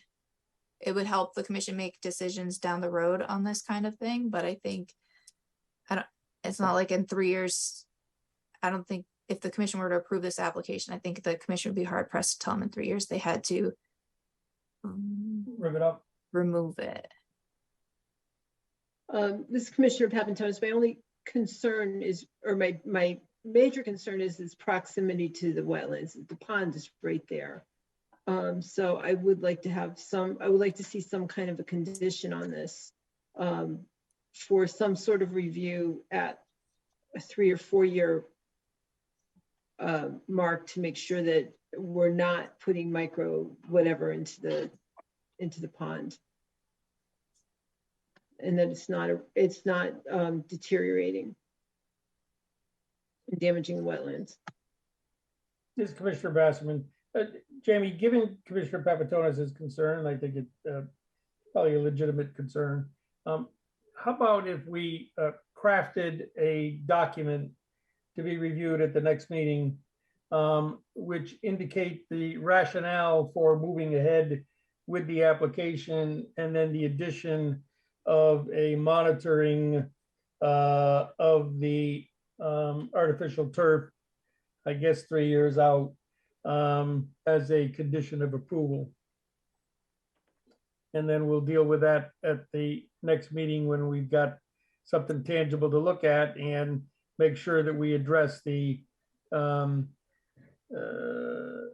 concerns within the context of the document in terms of the rationale. I think that's a good idea, especially so that I can do some more research on suggestions as to what would possibly be the appropriate type of monitoring to be looking for. I'm sensitive to the fact that this is kind of a first time application. And you know, we don't have precedent here, and I don't want to establish precedent on a first time application without some degree of caution. Understood, for sure.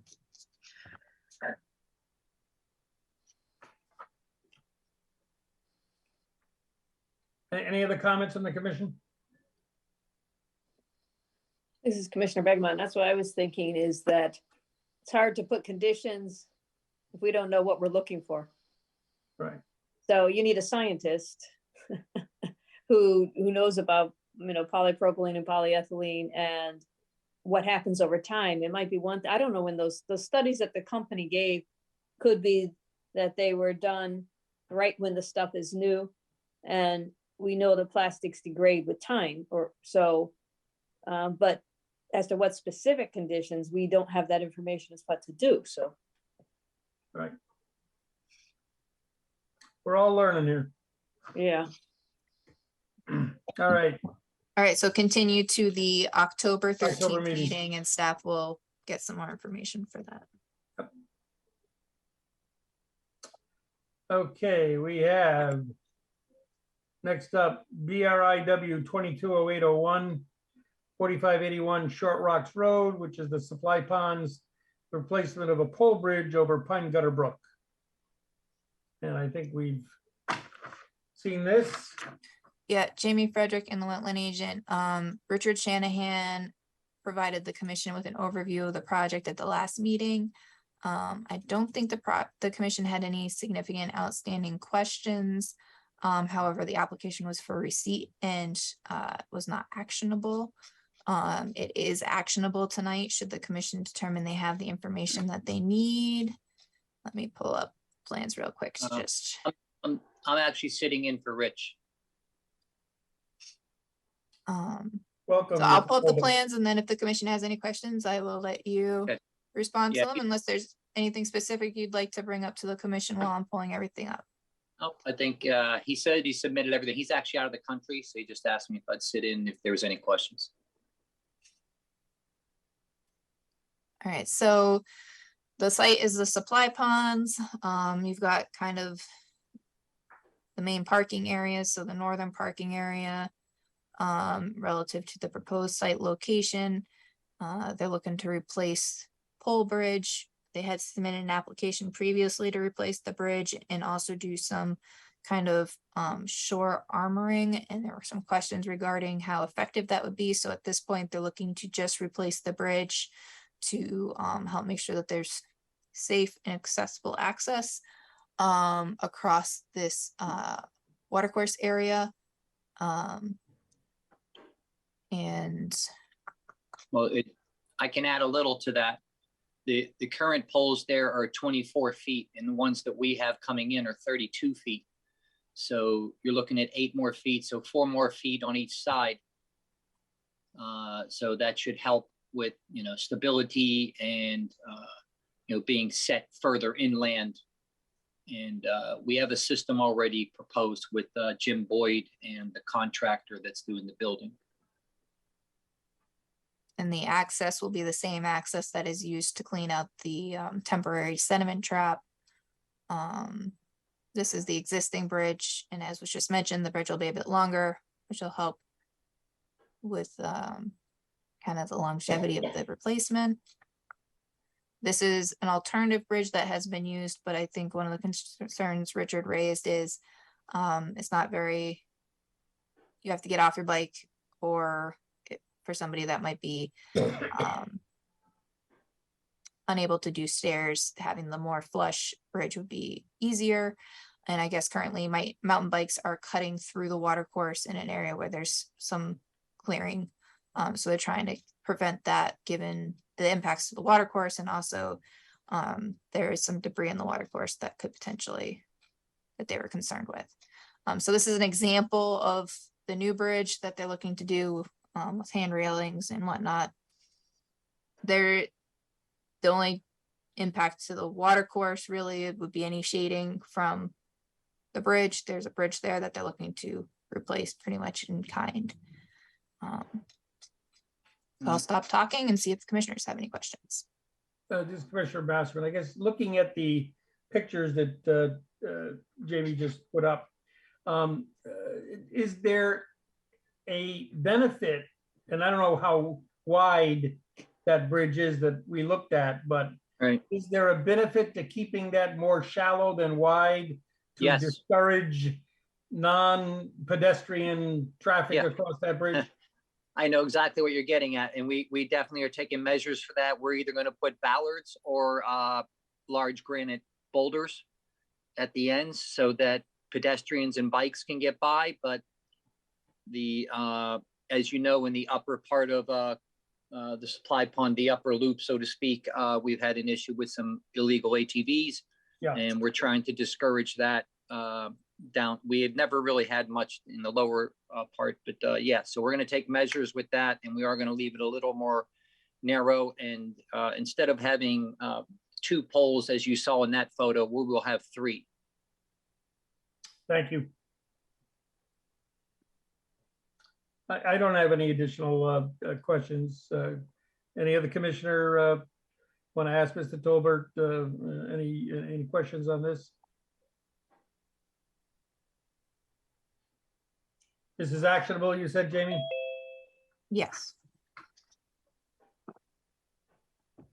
Yes, I sent you the email that I got from the town engineer giving us the thumbs up. Yeah, the town engineer did review the bridge, and his response was basically that it's over-engineered. So he was okay with it. And then we were responsible for maintaining the wood. Okay. I guess I'll make a motion that we approve 220801, 4581 Short Rocks Road, Branford Supply Pond, replacement of a pole bridge over Pine Gutter Brook. I think this will go a long way to resolving a erosion issue, and as well as add to the public use of the trails associated with the Branford Supply Ponds. Is there a Commissioner second? Papantonis, second. Any further discussion?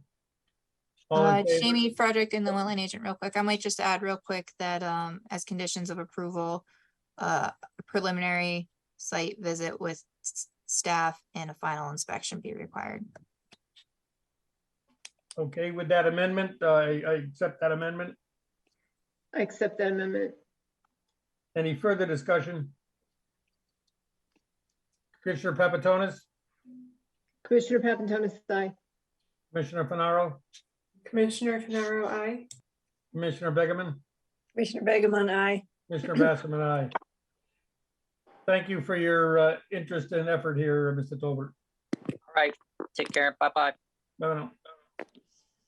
Now we're into some enforcement. Again, up 290 Pine Orchard Road, artificial turf, non-compliance with permit. Go ahead. Yeah, based on our previous discussion and to continue the application, I would suggest tabling this item to the October 13th meeting. Seems reasonable. Cease and correct 220601 and the second NOV for 20 Huntington Drive. Removal of trees and the placement of debris.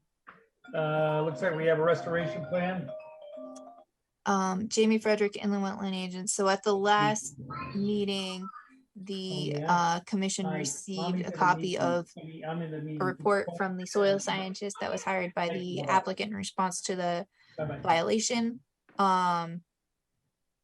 There was the commission request that the applicant respond with some timeframes for completing the recommended items 1 through 5.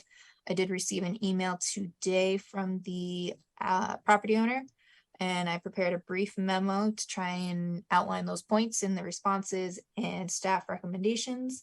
And I believe that I saw the property owner is present. So if the commission has any questions for them, and or if the property owner has any questions as we go through it, we can take a look at that. So as soon as I find the right folder.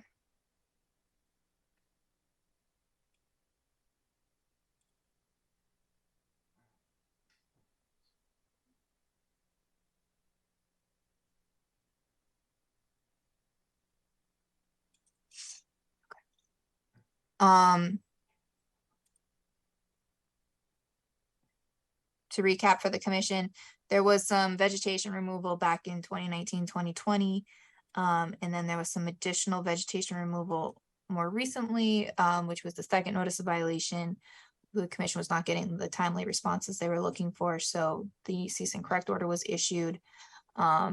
Since then, the mitigation report has been received. And these are the 5 action items. So the first one is that the wetland boundary should be surveyed. Owner indicated that this work could occur the first week of October. So the recommendation is that a copy of the updated survey be submitted to the agency by October 18th, just to make sure that the survey crew had time to update the actual physical survey and for the owner to get it submitted to the Inland Wetland Office. The second recommendation was that the wetlands be demarcated on the site. Owner indicated that that work could be done in a couple of weeks. Staff recommendation is regarding demarcation. There are signs available in the Inland Wetland Office that could be used. They're $5 each. Or if the property owner wants to use an alternative form of demarcation, that should be reviewed by the Inland Wetland Agent. And if that a site visit should be scheduled prior to the October 13th regularly scheduled meeting to confirm that that activity has been completed. 3 was carefully remove the debris from the wetland by hand. Owner indicated that based on the scope of work and cost, he estimated that would take at least 2 months, which kind of gets to the end of past the planting season.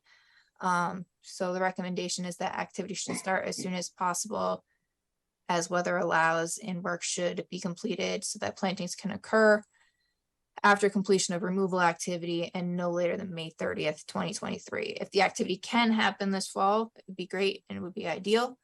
But I think at the absolute latest, the commission should look to have that work completed by May 30th, which would be the spring planting season. Number 4 is planting the 28 shrubs along the wetland edge. Again, the owner indicated at least 2 months and expressed some concerns regarding the associated costs, which is again why the recommendation is planting should be completed as soon as possible, as is seasonally appropriate. We don't want them to plant when they're not going to survive the planting. And it should occur after the removal of the debris from the wetland to make sure the plantings are not impacted. And planting should occur no later than May 30th, 2023. And then number 5 is regarding consulting a landscaper for a plan regarding the western slope of the site that was disturbed.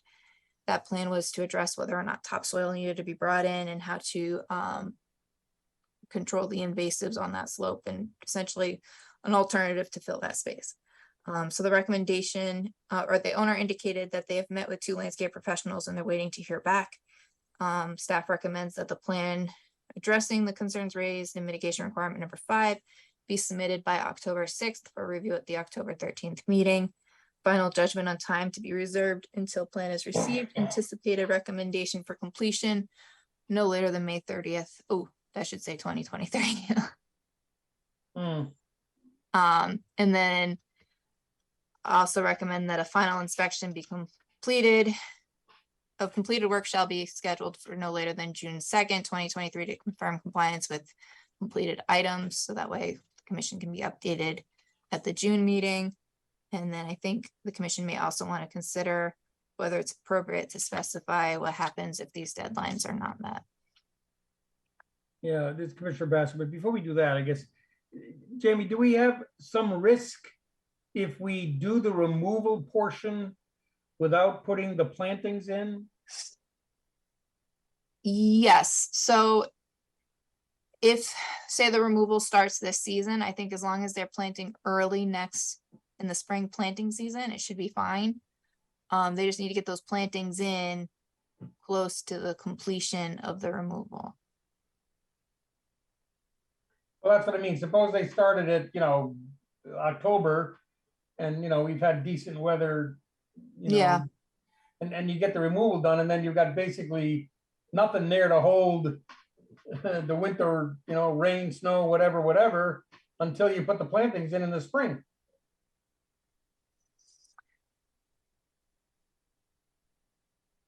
Well, the plantings aren't going in the same location as the material to be removed. Oh, right. Okay. Yeah, And I think the important thing is, the intention to have it carefully removed by hand is to minimize the soil impact. Yep. And I think the thought is that hopefully the material hasn't been there that long, that whatever's underneath will revegetate. Mm-hmm. So I'm not too worried about it, so long as, that care is taken.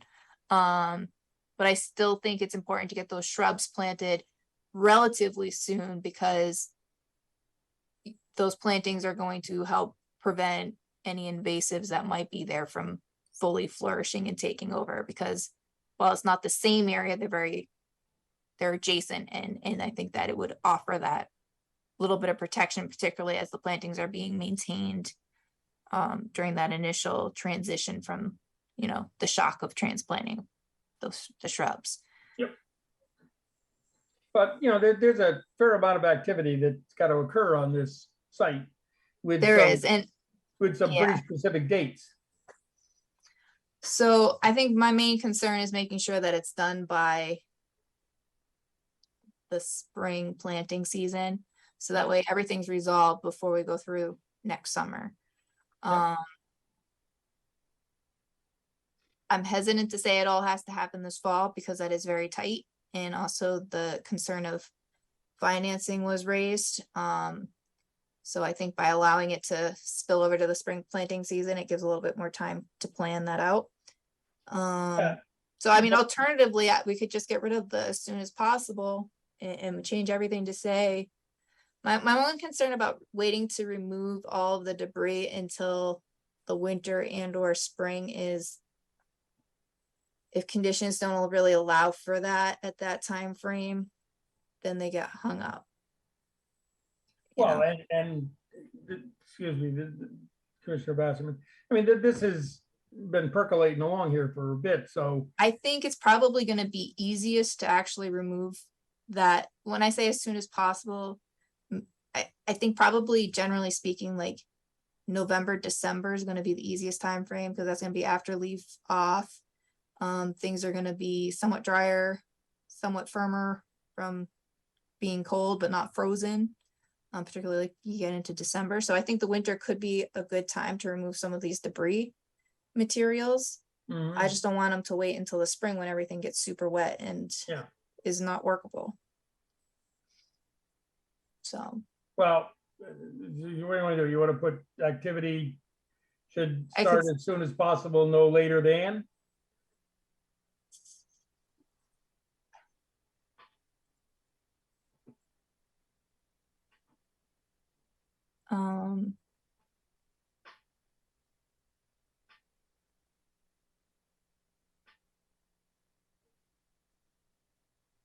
I mean, the commission could change 3 to say recommendation activities should occur during late fall, early winter months, and then change 4 to say planting should be completed early in the spring planting season with planting to occur no later than May 30th. I like 4, but you just read for 4. What was your other one? Basically that 3 should happen during the late fall, early winter months to prevent issues with vegetation starting to kind of adjust that vegetation growth concern that you had, but also try and make sure that work is completed before. Maybe the better way to say it is activity should occur before winter freeze. I don't know. Yeah, you never know when that is. We don't, come on. It gives some context of. I think you got to pick a date. I mean, it's really hard to say because really the main thing as far as carefully removing by hand is you want to make sure you're considering the weather. So you want to make sure the ground isn't soft and mushy and you're not going to be creating more of a mess while you do the activity. So it's kind of hard to give it a firm date. I think the main concern is that it's done when the conditions allow for it to be done with the minimal amount of impact, and that it's done in time that planting can occur in the spring.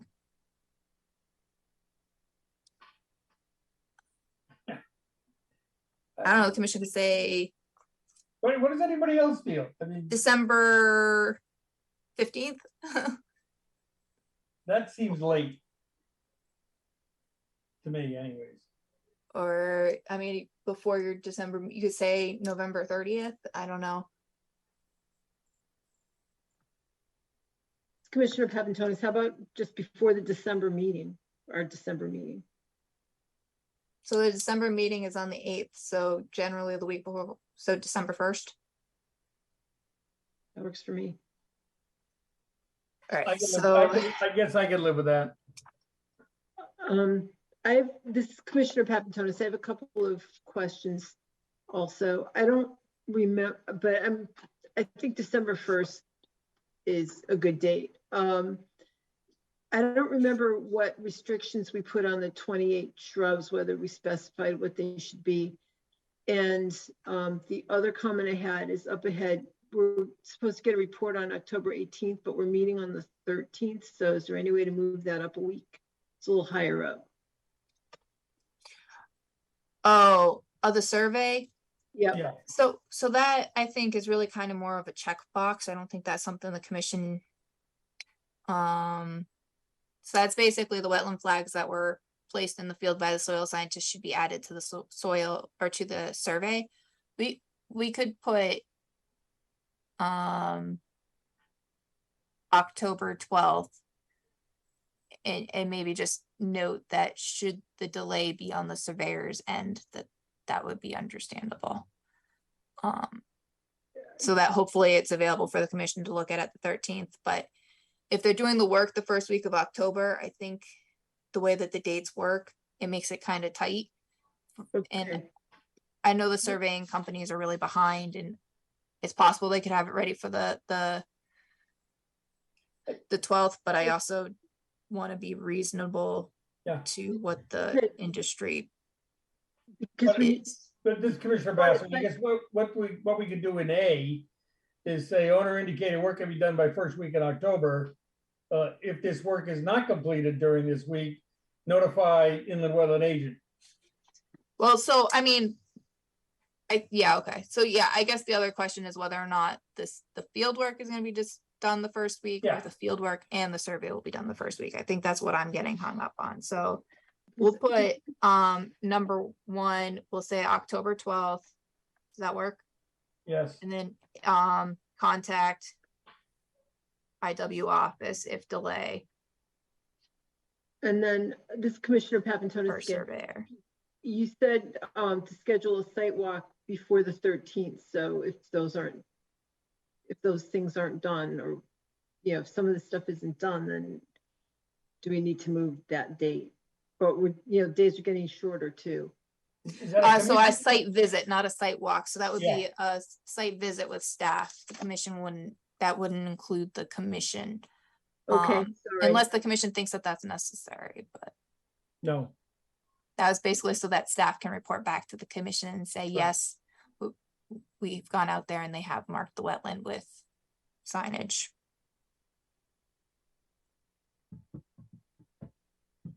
Gotcha.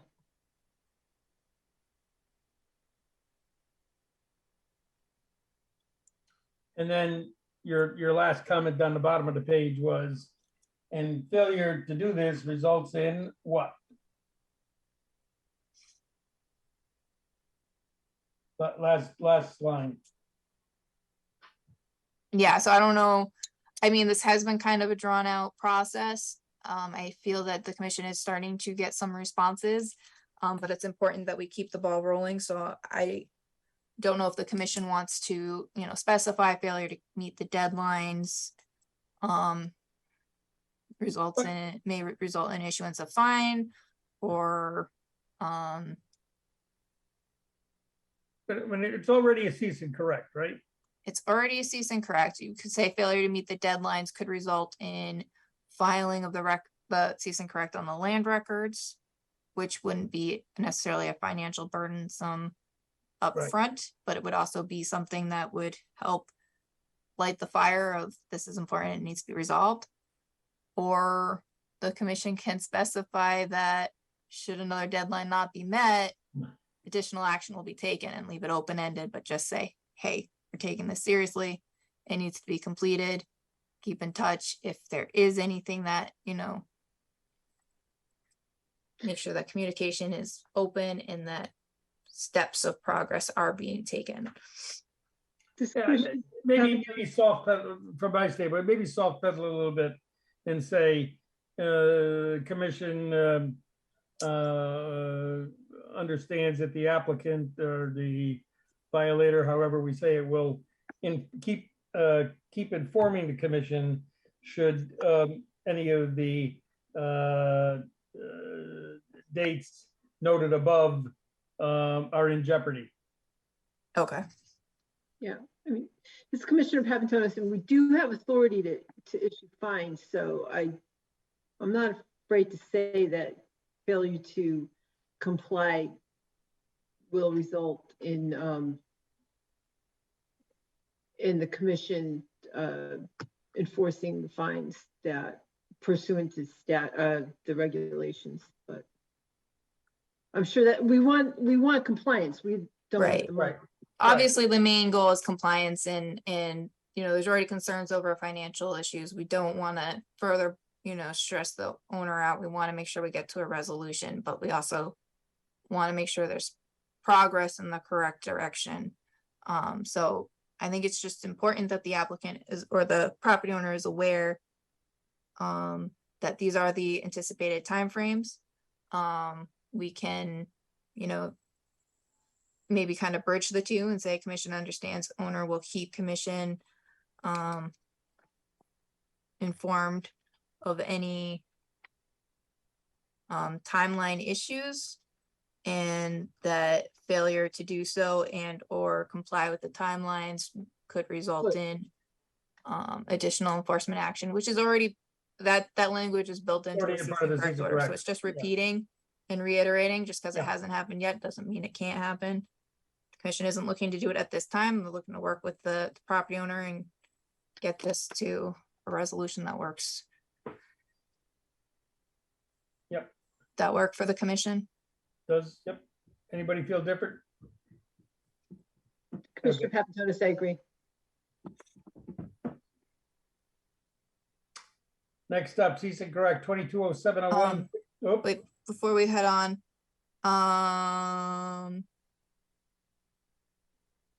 just trying to think here. I believe the property owner, is property still present? I didn't see. Yes. Oh, Do you have any questions or concerns regarding the decision to basically accept the timelines identified in the memo with the modification that number 3 should be completed by December 1st and number 4, the planting should be completed in the spring of 2023? Yeah, no, I'm fine with that. I'm fine with the deadlines and stuff. That's reasonable. I would just, say that, I mean, I understand with all the fines and I appreciate the result, but I understand, the question as to whether I'm engaged in this and ready, trying to resolve this and come to, a solution with you guys, I don't think that's in question anymore, because I've attended the last 3 meetings. I've made sure I've supplied what was asked of me to supply. So I think I've showed that I've been trying to comply, at the same time, like I was expressing to you, Jamie, I do want to, if I had $1 million, I'd have this done next month, you know what I mean? But in the end of the day, as I was explaining, the only reason of the timelines and the reason why I need a little bit more time is because it's not cheap things that are being requested to be done there. And so, again, how I explained to you, Jamie, I have not just, this house that I'm trying to finish off the actual house itself, because I'm paying $20,000 a year in taxes there. I'm trying to carry all this so that I can get everything done.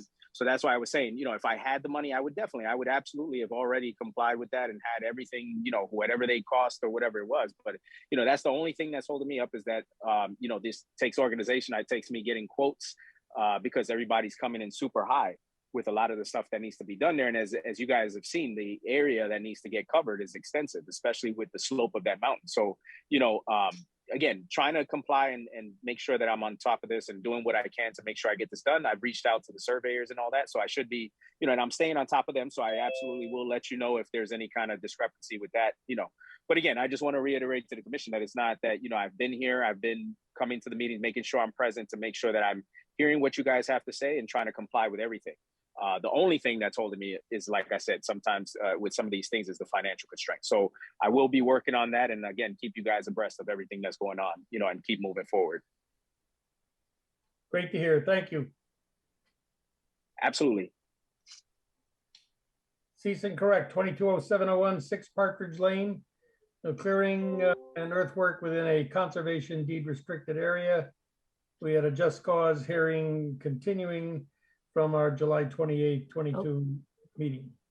Mr. Chairman, Before we go anywhere, I'm gonna mention 2 things. One, we only have 4 people present, so we're just barely holding on to a quorum. So I'm just gonna start off by saying I did receive a memo from town council today in response to the commission's request. It was suggested that it might be a good idea to continue this item to another meeting so that all parties can have a chance to review and digest that. So based on that and the number of people we have present and the fact that I believe there's a commissioner present that wants to recuse themselves, I think the commission should consider scheduling another time to discuss this matter and make sure that that time is a time that the owner can be present with their representation. So with that being said, does the commission want to continue this to the October 13th meeting? Or or do they think that it's necessary to schedule a special meeting? This is Commissioner Basserman. I guess, given the fact that we have a potential recusal, we really can't even discuss this issue and it needs to be continued. Sure. So just table it to the October 13th meeting at this point? Assuming that the recusal is still in force. Commissioner Papatonis? Is that the intent to recuse? It is my intent to recuse myself, yes. Okay. We will no longer have a quorum if you do. So I'm going to recommend that we table the item to the October 13th meeting, but I just might ask real quick that the party, can you indicate whether or not you're able to attend the October 13th meeting? Mr. Chairman, this is Attorney Marjorie Shansky and I represent Adam Greenberg. This is the third time we've appeared and the opinion of counsel came in this afternoon. And I appreciate that a continuance is on the table because we don't work by surprise in the law. That's not optimum. So, but I would also ask that you consider if we have to move to now a fourth meeting, that we not have to wait till the end of the meeting to have this conversation with the commission, because this has been very costly to my client and very delayed when we have been here every time ready to have this conversation. So if you can consider that, we'd be grateful. Thank you very much. This is Commissioner Basserman. Yeah, I hear two things on your timing issue. One is where in the order of the agenda is this item? I understand. Second is, and staff brought this up, whether we wait until the next regularly scheduled meeting, or do we have a special meeting so that we don't have to wait 30 days for this item? All right, that's the second part of the timing that I can see appropriate for discussion here. We certainly can't have any content discussion this evening, given we don't have enough members. Do the members that are present feel that a special meeting is warranted in this case? Which would be, generally we do it like halfway between this meeting and the next regularly scheduled meeting. So that would be kind of the end of September.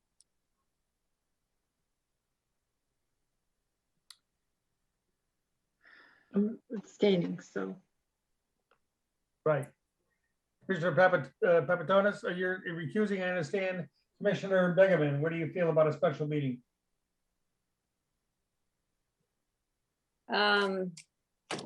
If that's something that we typically do for something like this, it's okay with me. It would be the only item on the agenda as a special meeting. I think maybe given the circumstances, I don't think that there's a problem with continuing it to the next meeting. However, maybe given the circumstances of not receiving and the fact that they've come to a couple of meetings now, asking whether they would like to continue it to the regular meeting or try and schedule a special meeting to speed up the process might not be out of order. If I may, Mr. Chairman, Please. Attorney Mark Shansky, my client would, of course, prefer that this be as quickly as possible. My concern is that 2 weeks from now, we're in the middle of the days of awe between Rosh Hashanah and Yom Kippur, and that's not an auspicious time for a hearing. So it may be just by circumstance that it has to go over to the next regularly scheduled meeting. But I would again respectfully ask if it could be earlier in the agenda so that we're not waiting till the end. Commissioner Bassett, I don't have any issue with that. Is that the preferred course of action here? Next meeting, but we'll make it first on the agenda? Not hearing a big negative. I think that's the road we're going down. Thank you. Thank you for your attendance this evening and hanging in there for 2.5 hours. Nice to see you all. Thank you. Thank you. Thank you. Okay, cease and correct 220901, 5 and 13 Summit Place, demolition and construction of 48-unit mobile multifamily residential units, just cause hearing.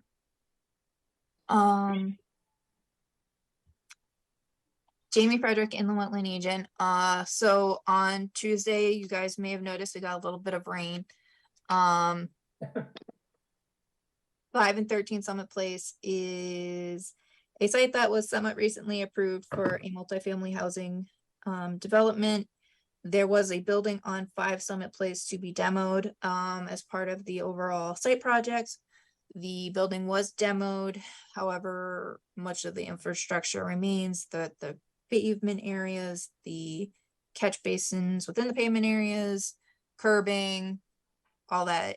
However, in addition to demoing the building, they also, for some reason, removed the vegetation and modified the slope in between the two properties because there is a step down from 13 to 5 Summit Place. And so I had met with the property owner to review temporary erosion controls regarding that disturbance. There was a plan that their engineer put together. It had not been implemented. I've been a little bit back and forth with them.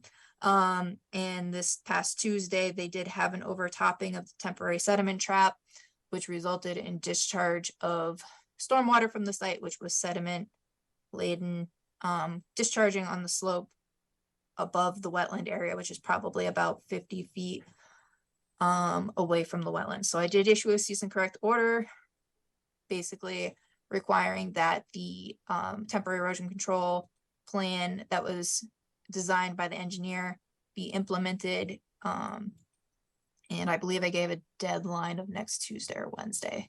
Let me pull up the order to make sure. I did talk with the owner on the phone yesterday to confirm that they received the order because it was sent out very last minute within the 10-day requirement per the statutes. However, not a whole lot of information to necessarily have a response. It was my understanding that they probably were not going to attend, and I do not see them in attendance at this meeting. If there is anyone present and would like to speak, by all means, feel free. So they did say that they intend to comply with the order and install the erosion controls by the specified date.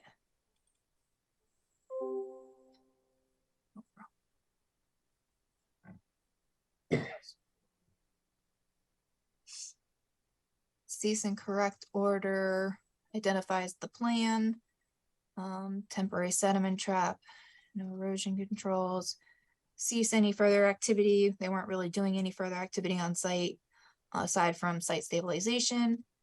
Contact the office by phone, email, or regular mail to confirm receipt. I reached out to them and they did confirm receipt.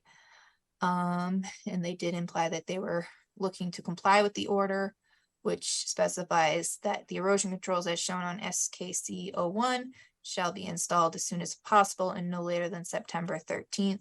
Contact the inland wetland office to schedule an erosion control inspection when completed.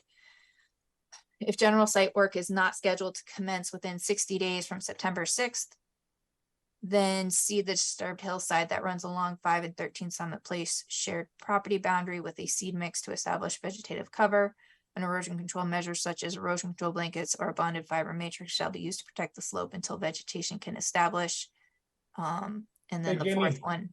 Jamie, I'm not screen sharing. I hope. The order was issued when? The order was issued on, let me make sure, Tuesday, I believe. Which was 9/6, 2 days ago. So we had to have a just cause hearing within 10 days. Correct. And tonight is that just cause hearing? Correct. And the applicant is not here. The property owner is not here. Property's not here. So I guess, does that mean that statutorily we are not in compliance?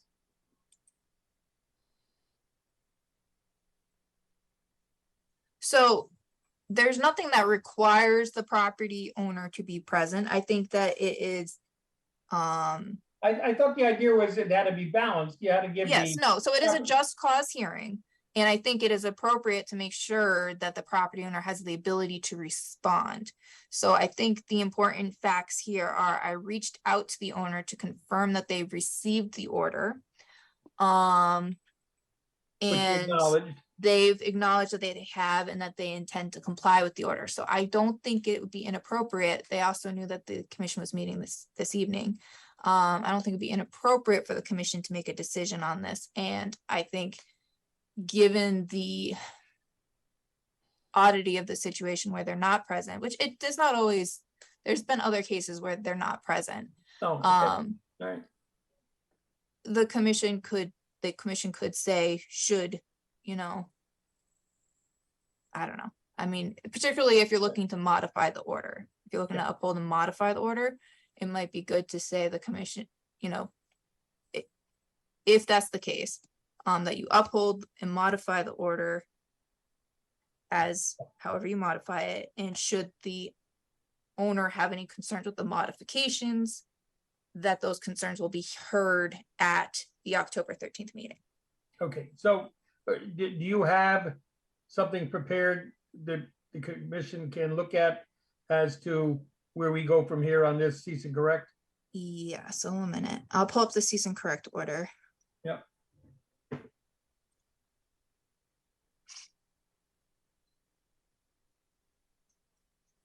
right. So it's, again, relevant to 5 and 13 Summit Place. There is an inland wetland permit on file, so I do have the contact information for the property owner, and I was able to touch base with them directly and confirm that they did receive the order and that they intend to comply. So the requirements of the order as I issued it are that they cease any activity that's not directly associated with site stabilization, that they contact the office to confirm receipt. And again, I contacted them, but they did confirm that they received it and that they do intend to comply. So the actions that they have to do are 2 and 3, potentially. So 2 is install the erosion control measures as shown on SKC 01 as soon as possible and no later than September 13th, which I believe is next Wednesday. Next Tuesday. And they said that they already have it scheduled to happen, so that shouldn't be a problem. And then the second or the third one, if the general site work is not scheduled to commence within 30 days, meaning the development that was approved per the inland wetland permit, that hillside should be seeded so that there's not a continued erosion potential, with the understanding that the site's going to be dormant for a while. And then 4 is that the commission will review this violation at the meeting scheduled this evening, not September 8th, and may require additional information to assess and or resolve the violation. So basically that's the open-ended clause that you're going to review it and you may modify the order requirements. So alternatively, I suppose the commission could, you know, uphold, I don't know if you could uphold part of the order, but I think that if you're concerned about making sure that the property owner has the ability to respond, you can build that into your decision. But I do think it would be appropriate for the commission if, just because, let me show some pictures of the situation. Wait, before you do that, in 3. Yep. 3, it says if general work is not scheduled to commence, yada, yada, yada, right? Yeah. But you would want to be notified, I would assume, if they're not going to meet that date.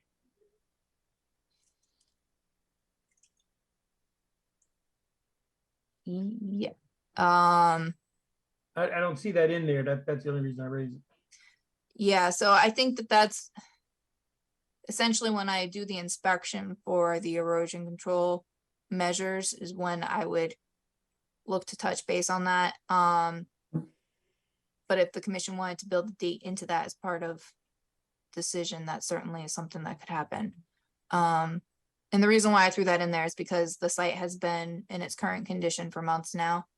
So this would have been avoidable, except for the fact that it happened in the summer months, so it would have been very hard to establish vegetation on that slope, but we're now at a point where vegetation could be established on that slope, and it would help allow the site to be in a passive situation until such time that they decide to move forward with implementing the approved site plan. But I don't know, I'm hung up, I guess, maybe on the words, maybe something else, I don't know, but one, it looks like 3, we're saying we'd like it to be done, you know, couldn't we make it stronger that it has to be done? Okay, so if general site work is not scheduled to commence within 30 days, then see the disturbed hillside that runs along the 5 and 13 Summit Place shared property boundary with a seed mix to establish vegetative cover no later than maybe will be like September 15th, give them a couple of extra days since they're getting a couple, since it's a delayed notice. Yeah. Right, and you hopefully. And when you're September out there- 15th is kind of when you'd be looking to start that seeding season. Yeah, So certainly adding that September 15th or whatever date the commission thinks is appropriate to number 3, I think would be beneficial to the intent of the point. Yep.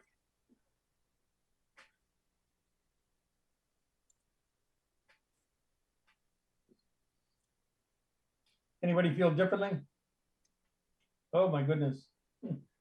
So this is a picture with their inlet protection. So this was the good thing they did. They did install their inlet protection. So we don't have all of this going down through the stormwater system and out to the wetlands. This looks like a mess, but I swear there is curbing there. And there's also some other debris that's preventing it from overtopping. And as you can see, this was when it was heavily raining on Tuesday.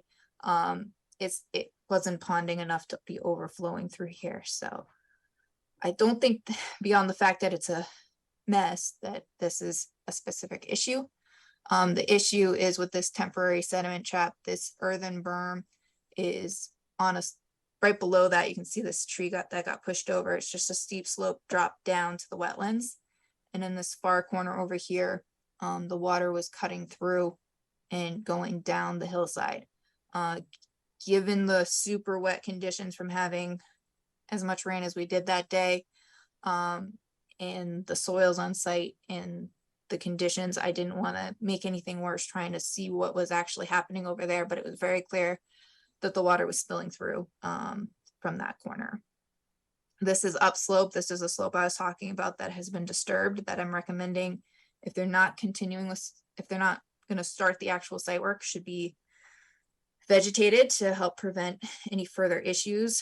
The site plan that their engineer submitted showed some stone check dams, which would help slow and filter water as it goes down the slope. So you've got a slope going this way and a slope going down this way, which goes ultimately to that temporary sediment trap. And then I can try and share, I've got a video that kind of puts it all together. I'm not sure how this is going to work for people seeing it.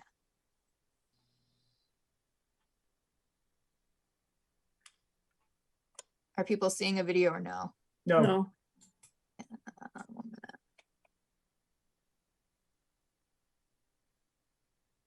I see. Worked earlier when I tested it, of course, but not so much now. Let me try doing it through Dropbox directly. Commissioner Begeman, while you're working on that, is this on the agenda or did I miss something on the agenda? There was a revised agenda that went out, I Okay. believe yesterday. Okay, I have the one from 9 too. Okay. This is 9/7. Okay.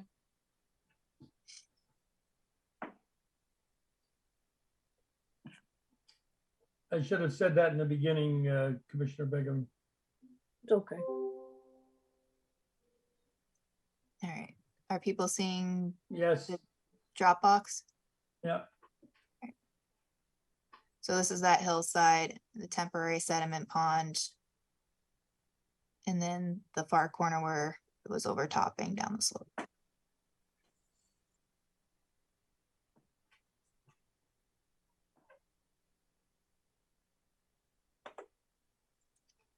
This kind of. So the plan had, like I said, has some measures on that hillside to help slow water. And then also the design was to have the temporary sediment trap overflow and go towards that ponded area with the catch basin with the silt sack in it.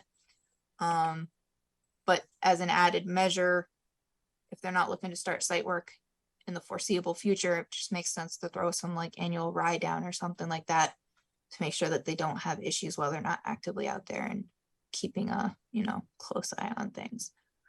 So that's where number 3 comes in. And yes, I think putting a deadline for having that implemented does make sense. So that would be an approval with modification? Yeah, and like I was saying earlier, if the commission's concerned with making sure that the owner has their ability to respond and be part of the process, which I think is always, what the commission should strive for, I think you could potentially uphold and modify with the the ability for the owner to raise any concerns at the October 13th meeting.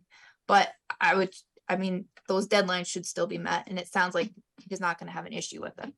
Yeah. So based on my conversation with him on the phone. I think both additions are appropriate. The one other thing I will mention is this site is supposed to have a bond for erosion controls to be submitted prior to site work.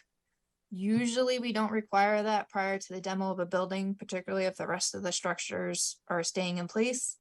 I don't know if, given this erosion concern and the fact that slope has been disturbed between the two sites, if the commission wants to require the submission of the bond now rather than when they come in to do the full site work. That's the only other thing I can think of that the commission might want to consider relative to the order, and certainly is something that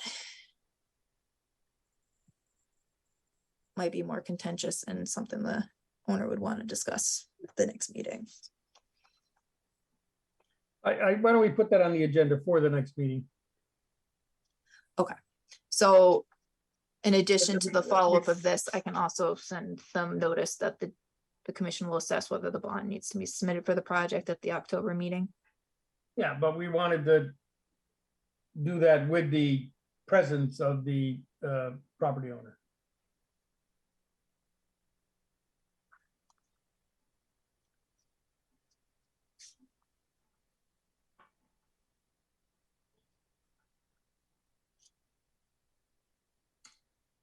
Okay.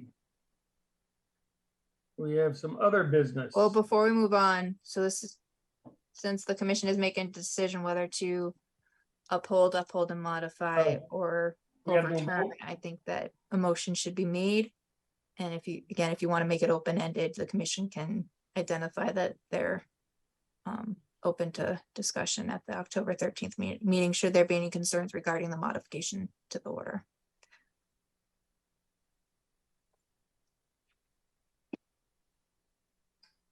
Anybody want to make a motion here? Do they have enough information to do that? All right, I'll take a crack. Oh, I got my computer acting up here. I'm gonna make a motion that on cease and correct 220901, 5 and 13 Summit Place, the demolition and construction of 48 unit multifamily residential unit, that today, September 8th, we had a just cause hearing on that cease and correct. We saw that the cease and correct issued September 6th, 2022 by the Branford Inland Wetland Agency. This is not going down. Had a number of conditions. I can't even scroll this thing now. Can you scroll that down?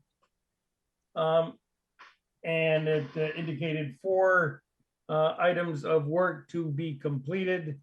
Item 1, contact the office. Item 2, install the erosion control measured September 13th.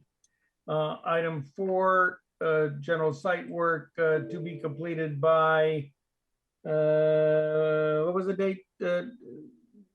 Jamie? I think I suggested September 15th, 15th. or you could do the 16th. That's a Friday. Yeah, September 16th of 2022.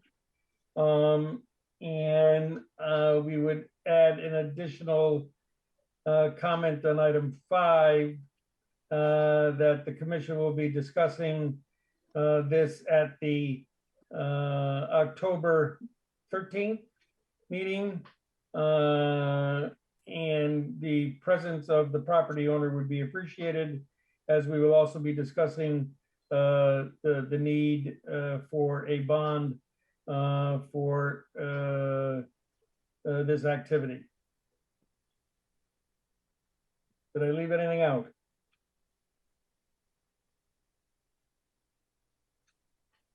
Does anybody want to second that motion? Commissioner Papantonis, I'll second. Any further discussions or improvements? All right, I guess then we got to take a vote. Commissioner Papantonis? Commissioner Papantonis, aye. Commissioner Begeman? Commissioner Begeman, aye. Commissioner Finaro? Commissioner Finaro, aye. Commissioner Basserman, aye. Are we okay to proceed, Jamie? I see a Thank you, nod of yeah. the, I see a nod of the head. I think that's good enough for me. Other business, inland wetland 19-1101, 1151 West Main. Construction of bank and grocery store and associated improvements. Looks like a monitoring report and permit compliance is what's up. All right, Jamie Frederick, inland wetland agent. So this is the relatively new Aldi and bank site that opened up at 1151 West Main Street. The first year of monitoring reports were due this year. So there's one at the beginning of the growing season and one at the end of the growing season. I had been contacting the property owner because I had not received the initial inspection report for this year. And then it came to my attention that the property had changed hands somewhat recently, I believe end of June, beginning of July. So I recently established contact with the new property owner and relayed the need for certain items, specifically that first monitoring report and the final as-built for the site with the grading to confirm compliance with the inland wetland permit. Excuse me. I have since received the initial report from June that the soil scientist completed. And it does have some recommendations based on some things that didn't work out as planned on site. So I want to make sure the commission looks at those. I'm still waiting on the as-built, so I'm hoping that we will have that for the October meeting. There are 2 recommendations from the monitoring report. And I think the commission should make a decision regarding the first one, and the second one we are still waiting for. I think the commission is going to want to have it implemented, but it would be good to affirm one way or the other. So without further ado, here's the year 1 report 1 of 2 report done by the soil scientist that was part of the application for the project as well. I'm going to jump real quick to later in the report to show a quick site plan for, oh geez, sorry guys.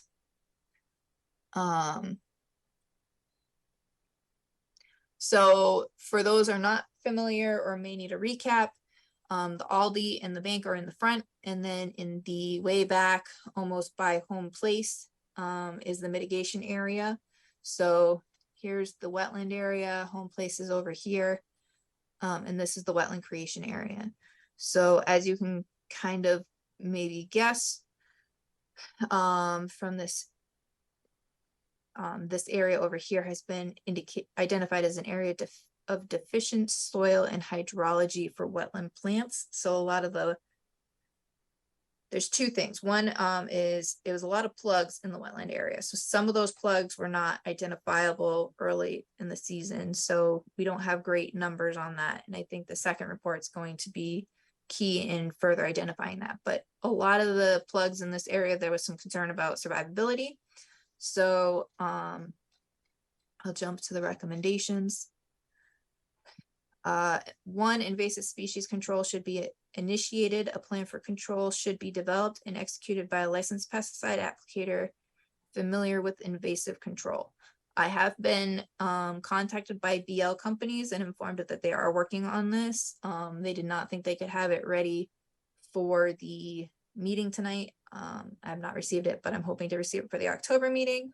So I think just want to confirm that that is something the commission wants to see and that they would like to review it at the October meeting.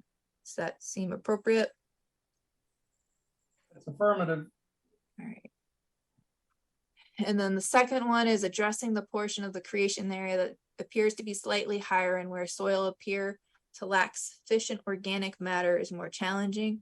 Rather than excavating this area down and adding more appropriate wetland topsoil, a more efficient way to address the deficiencies in this area would be to do supplemental plantings of species more adaptable to the soil conditions. I would recommend supplemental plantings within the red outlined area on the landscape plan attached.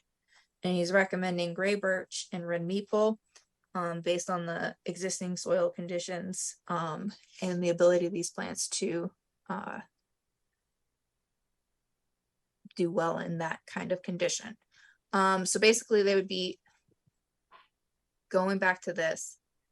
This area here is where they'd be proposing to put those trees in. The plan that was approved is mostly herbaceous plugs within the wetland creation area, and I think it was 20 or 30 pin oaks around the edge. So they would be taking this area and doing more of a treed, slightly upland type area. So the commission does have a 2-to-1 mitigation requirement whenever there's wetland filling greater than 750 square feet, in part because it's always harder to create wetlands than to maintain existing wetlands. So I think that there is some logic and room for the commission to be okay with this and not necessarily have 100% of the creation area having proper wetland hydrology.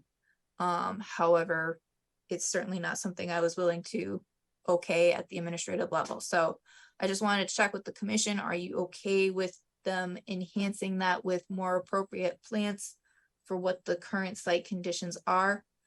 I think it would be a lot to have them come in with equipment, take out material, bring in material, and plant again with the plugs.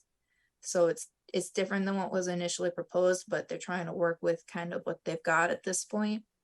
And I think there's some rationale to follow that logic, because the amount of disturbance to put it to what was originally approved might be more disturbance than what would be ideal at this point.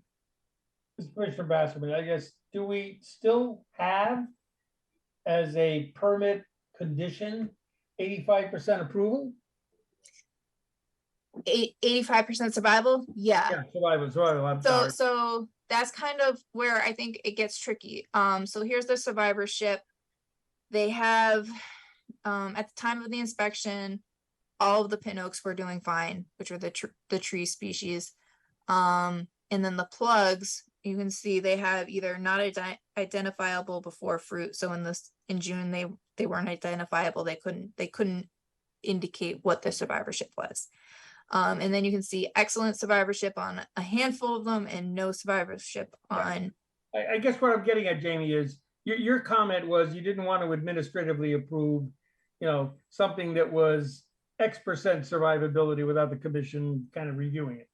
What do you think that percent survivorship will be with the proposed plan here? So I think it changes the survivorship standard. So essentially what I would say is with the herbaceous vegetation, you're kind of looking at a 75% coverage kind of issue. And then with the transfer over to trees, you would then be looking at a hard number, 75 or 85% of however many trees there are. And then you would look you would no longer be looking necessarily for that 85% survival. You wouldn't be looking for that 85% survival in the area where they're proposing to put the trees, because they're identifying that those plants that were initially proposed are not going to do well there. So essentially, my takeaway would be, going back to this, you'd be looking for 85% survival of trees that were planted around the mitigation area, and in this area identified as area of deficient soil and hydrology. And then in this remaining area where the wetland plugs are, you'd be looking for 85% survival of the wetland plugs. Okay, so the conditions of the original permit still hold? Yes. Okay. Yes, I would still be looking for 85% survival. It would just change what the plantings you'd be looking for 85% survival of is in certain locations. Okay.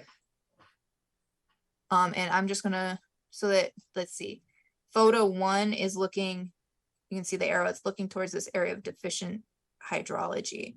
So you can kind of, you can see the pin oaks, and this is kind of getting at the point of having them come in, excavate that soil. They're gonna have to go past this area in the front where you can see that some of the plugs are doing really well and thriving. And they're also gonna have to get in through these pin oaks to remove all of that soil, bring in new soil, bring in new plugs, reestablish the plugs. It certainly would be within the commission's right to say, yes, nope, that's what we approved, that's what you need to do. And maybe one thing the commission decides, specifically, you know, kind of following up with Mr. Chairman Basserman's comment, is to have that area of insufficient hydrology marked out on the site plan, so that way we know exactly what that area is and what areas we're looking to have that 85% herbaceous survival and what areas we're looking to have the woody survival. I think unless we are specific, you know, we'll run into problems if we get into a controversial who survived, what didn't survive, what should have survived. Yes. This is a picture of the area that's not having sufficient hydrology, and you can see that it's very patchy. Yeah, right. Commissioner Finaro, is it part of the issue that it was just such a dry summer, and that if they? So this was done in June. This was done in June. So what you're looking at is a couple months old. So they have not been back out, at least that I'm aware of. They have not been back out yet to do the second report. So this is report number 1 of 2 in the first year of monitoring. So we should be getting another report, I would say, sometime in the next couple of months. I think per their application materials, no later than December, but the field work should be done around the end of September, mid-October. So that way they're assessing at the end of the growing season, the survivability of everything, make recommendations. And usually what the things that the commission's looking for them to note on are invasive species management and survivability. So say they planted. To Commissioner Finaro's point though, this is Commissioner Basserman, you know, the summer that we had may have run havoc with what we saw in June versus what's out there now. And that might influence, you know, how many additional trees or shrubs or whatever need to get put in going forward, because survivability may not be as good as what we're looking at in June. Sure. So maybe the best way to proceed is, I don't know that it's possible, but see if they can get that follow-up report done for submission at the October meeting, which would theoretically give them an opportunity to still plant in October anything that needs to be planted before they go into the dormant season. Yep. And if not, then you can still have that report, hold off on making a decision, have them hold off on planting, and have the plantings happen in the spring. But I think ideally it would be resolved. I guess it also depends on whether it's woody vegetation that they're doing or if they're doing plugs. Right. Commissioner Finaro, it seems a lot to bring in soil. That seemed a little unnecessary to me. But you also have a good point of the fact that they're basically at the point of doing the second report, so it might not be a bad idea to just have them submit the second report before making a concrete decision on whether or not the recommendation is the right way to proceed. And perhaps, you know, they go out there and they see the wetland, the area is larger, and then maybe we need to have a balance between, because there needs to be at least, you know, some portion that meets what was proposed. I was hoping to get out there this week before the meeting, and unfortunately that fell off of my schedule, and I have not been out there recently. I have been out there more recently than these photos, but I have not been out there for a little while out in the back to check on the mitigation. So how do we wrap this one up? Items 1 and 2, I think nobody has an issue with the 2 items that you proposed. I didn't hear anything. Anybody got issues with those? So just to clarify, these are the recommendations of Matt Davison, the soil scientist. Right. So number 1 is the invasive species control should be initiated. A plan for control should be developed and executed by a licensed pesticide applicator. Do you want to see that plan before it's implemented, or are you? You should see it, but. Okay, you're okay with that being reviewed by staff? Yes. Okay. And then as far as the creation area and replacing some of the herbaceous area with these trees, are you okay with that modification, or do you want to wait until you see the second report before you make a decision? I guess I have concerns given Commissioner Fanaro's comment, especially when we, you know, illustrate the number of gray birch and red maple.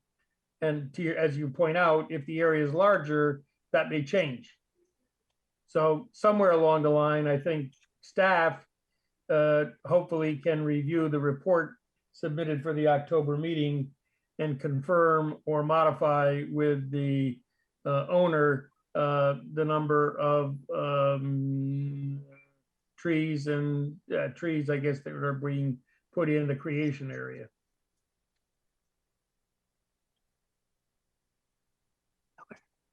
So if that follow-up report's not ready for the October meeting, but it would be ready for the November meeting, would it be correct to assume the commission doesn't want it on the agenda until the items are ready for review?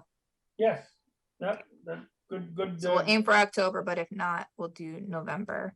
Right. And we'll hold off for now on having them actually plant until we can see what it's like now, to make sure that there's no pertinent changes. Yep. All right. I'll follow up with the owner and keep the commission updated. Thank you. Regulations, we had a little typo in the recent regulation revisions. You want to take the floor on this, Jamie? Jamie Frederick and the wetland agent. So I was putting the revised application fees into our permitting software, and I realized that what I was getting for fees out of the software was not matching what I thought I should be getting. And essentially in the fees for residential uses, there is a typo. Over 200,000 square feet, the base fee should be $5,838 rather than the listed $5,058. So the issue with this typo is that essentially activities over 200,000 square feet are essentially getting a discount of $780, and that there's a range in, I think it's around 167 or 170 square feet to 200 square feet, that with this typo it's actually cheaper to submit an application over 200,000 square feet. So generally what the concept is that 1,001 square feet to 5,000 square feet is a base fee of $250 with an additional $16 assessed for each 500,000 square feet over the initial 1,000 square feet. And then for 5,001 to 2,000 square feet, it's a base fee of $378, which is what 5,000 square feet calculates out to be based off of this previous line item. So with that logic, over 2,000 square feet should be what 200,000 calculates out to be with the subject line item, which is the $5,838 rather than $5,058. So to resolve this and hopefully get it corrected before we have any relevant applications, staff is recommending that we do this minor modification. It has to go through the formal regulation process. We have to send it up to DEEP, notice it in the paper, have a public hearing. So the recommendation would be that the public hearing would be scheduled for the November 10th meeting, since we have to send it to DEEP at least 35 days prior. And we would just have to send this one regulation revision with an indication that it's a typo to DEEP from the previous regulation revision. I reached out to Darcy Winther up at DEEP about that. So the regulations that we recently went through are in fact in place? Correct. They became effective August 12th. Yeah, so this does not change that. Correct. So the 558 is the current regulation. Right. And staff is recommending that it be corrected to 5,838, which is also consistent with the way that the fee is calculated for commercial and other uses. You need a vote on this or not? I think I just, no. I think general consensus that the commission wants to move forward with the regulation revision. If there's any questions or concerns the commission has, otherwise we'll send it up to DEEP and get the public hearing noticed for November, and the commission can make a motion then. No Sounds issues? good. No.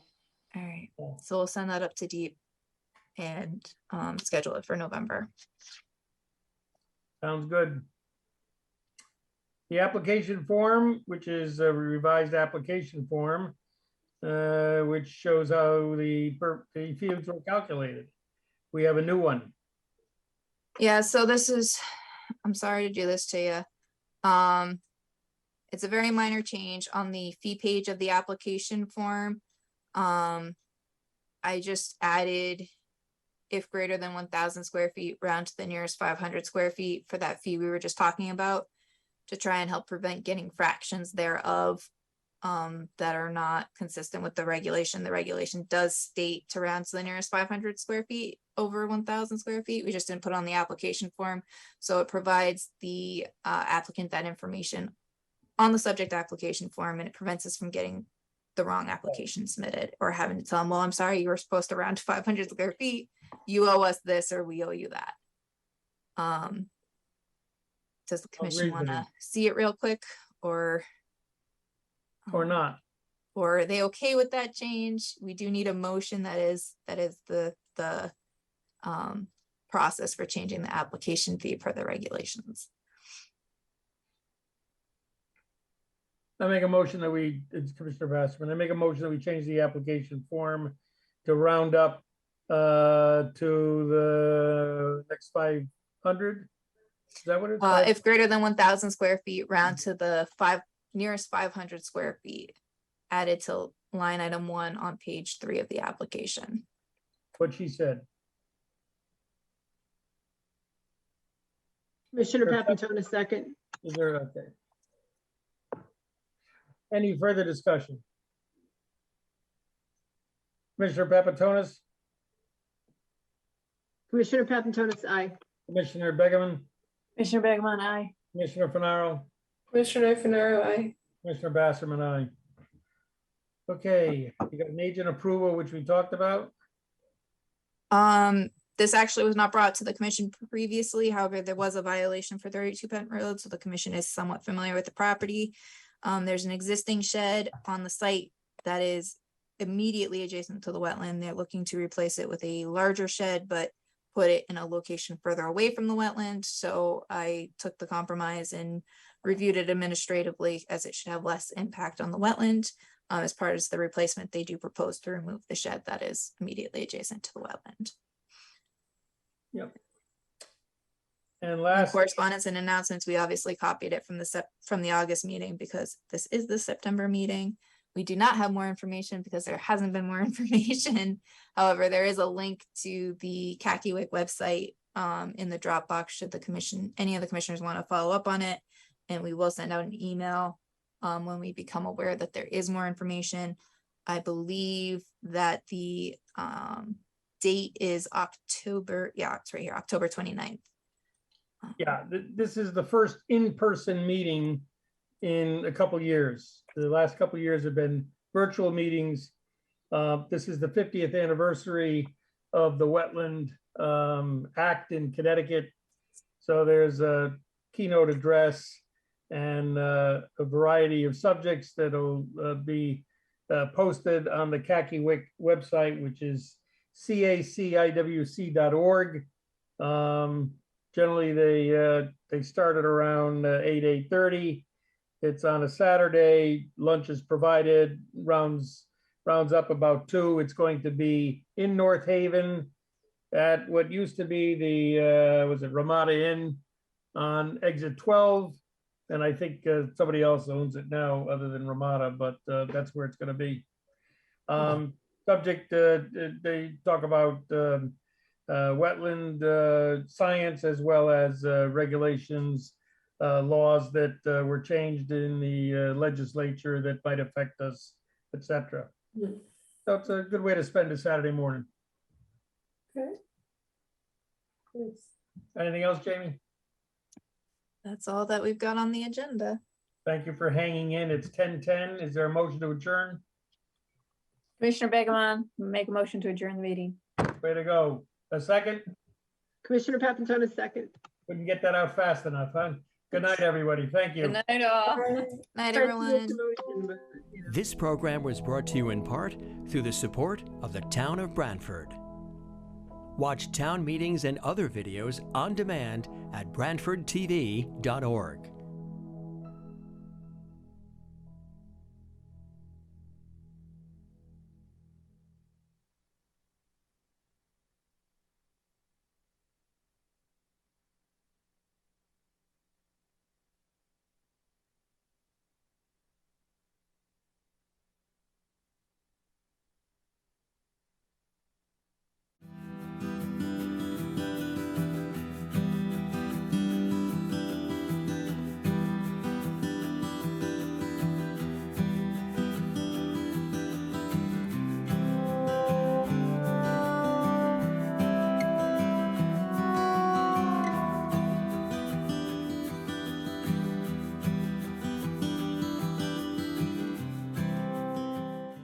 This program was brought to you in part through the support of the Town of Branford.